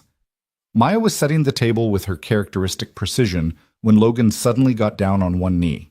"Wait, Daddy, that's not... Oh my gosh, are you..." Maya dropped the fork she was holding with a clatter. "Ariana Cole," Logan said, pulling a small box from his pocket. "I know this is fast. I know we've only known each other 2 months. But I also know I want to spend every day for the rest of my life making you pancakes and fixing your car and watching you teach Maya terrible art techniques." "They're not terrible techniques, Daddy. They're experimental." "Sorry, experimental techniques." He smiled, never taking his eyes off Ariana. "Will you marry me? Will you be Maya's official family and my forever person and the one who keeps us both honest about what actually matters?" Ariana looked at this man who'd pulled her from a frozen road and taught her how to thaw, at his daughter, who'd claimed her as family with absolute certainty, at the life they were building from broken pieces and deliberate choices. "Yes," she said through tears that were entirely happy. "Absolutely yes." Maya cheered so loudly the neighbors probably heard, then demanded to see the ring and immediately started planning the wedding. "Can I be the flower girl? Obviously I'm the flower girl, right? And can we have the wedding here in the house with the mountains in the background? And can we serve pancakes at the reception because that's our family food?" They got married in June, in the backyard of the house Ariana's parents had bought for a future they never got to see. Miss Helen officiated, Mr. George played piano, and half of Maple Falls showed up to witness the CEO and the mechanic who'd found each other on Christmas Eve. Maya was indeed the flower girl, wearing a dress she'd helped design and walking down the aisle with Rudolph tucked under her arm, because Rudolph is family too. She took her role very seriously, even giving a small speech about how family isn't just who you're born to, but who you choose and who chooses you back. Ariana wore her mother's wedding dress, altered to fit, and carried wildflowers from the garden she'd planted in the spring. Logan wore a suit but kept his work boots on, claiming they were good luck. They exchanged vows they'd written themselves, promises about showing up, being present, choosing each other even when it was complicated. When the officiant declared them married, Maya whooped louder than anyone, and the entire gathering erupted in applause. At the reception, they did serve pancakes, Logan's famous recipe, made by volunteers from town who'd insisted on helping. There was dancing and laughter and toast that made everyone cry, and somewhere in the middle of it all, Ariana looked around at this life she'd accidentally stumbled into and felt completely, perfectly at peace. That night, after the guests had left and Maya had finally fallen asleep on the couch, still wearing her flower girl dress, Logan and Ariana stood on the porch, looking at the stars. "Happy?" he asked. "Incredibly. Impossibly. I didn't know happiness could feel like this, not like achievement or victory, just contentment, like I'm exactly where I'm supposed to be." "You are. We both are." He pulled her close. "Thank you for breaking down on Christmas Eve. Second best thing that ever happened to me." "Second best?" First was Maya, but you're a very close second. Ariana laughed, the sound carrying across the yard and into the Vermont night. Somewhere in the house, Maya slept peacefully, secure in her certainty that broken things could always be fixed if you cared enough to do the work. And standing there with her husband, Ariana understood what the little girl had known all along. Love wasn't about perfection or planning or having everything figured out. It was about showing up, being present, and trusting that some things were worth the risk of breaking. She'd been broken on a frozen road 2 months ago, stranded and lost and running from a grief she'd carried for 15 years. But Logan had stopped, had helped, had seen past her armor to the person underneath who'd forgotten how to be human. And Maya had claimed her as family with the absolute faith of children who believe in magic and fixing and the fundamental reliability of the people you love. They'd repaired more than just her car that Christmas Eve. They'd repaired her heart, her hope, her ability to believe that maybe, just maybe, the best achievements weren't the ones you built alone, but the ones you built together. Years later, when people asked Ariana about her career change, about leaving a billion-dollar company to consult for small businesses in Vermont, she'd smile and say it was the best decision she ever made. Not because the work was easier or more profitable, but because she'd finally figured out what success actually meant. It meant waking up next to someone who loved her for who she was, not what she achieved. It meant making pancakes with a daughter who called her mom without hesitation or legal paperwork. It meant living in a house her parents had chosen, honoring their memory by actually living instead of just achieving. It meant being human again, messy and emotional and vulnerable and alive. And every Christmas Eve, no matter how many years passed, Ariana would drive out to Route 100 where her car had broken down. She'd stand in the cold for a few minutes, looking at the spot where her old life ended and her new one began. And she'd whisper thank you to the universe for that mechanical failure that had saved her life. Then she'd drive home to Logan and Maya and the family they'd built from broken pieces and deliberate choices, and she'd make terrible pancakes and laugh about it. And she'd remember that the greatest repair job wasn't on an engine. It was on a heart that had forgotten how to feel, fixed by a mechanic who understood that some things couldn't be rushed, a daughter who believed in magic, and a small town that taught her the difference between achieving and actually living. Christmas didn't end that night on Route 100. It began. And every day since had been the gift she'd been too afraid to want until it was offered freely, wrapped in flannel and gingerbread, and the absolute certainty that love, real, messy, human love, was worth every risk and every sacrifice and every moment of vulnerable, terrifying, beautiful uncertainty. She'd come to Vermont to sign papers and sell a house. Instead, she'd found home, found family, found herself, and discovered that sometimes the greatest success is knowing when to stop building empires and start building a life. The end.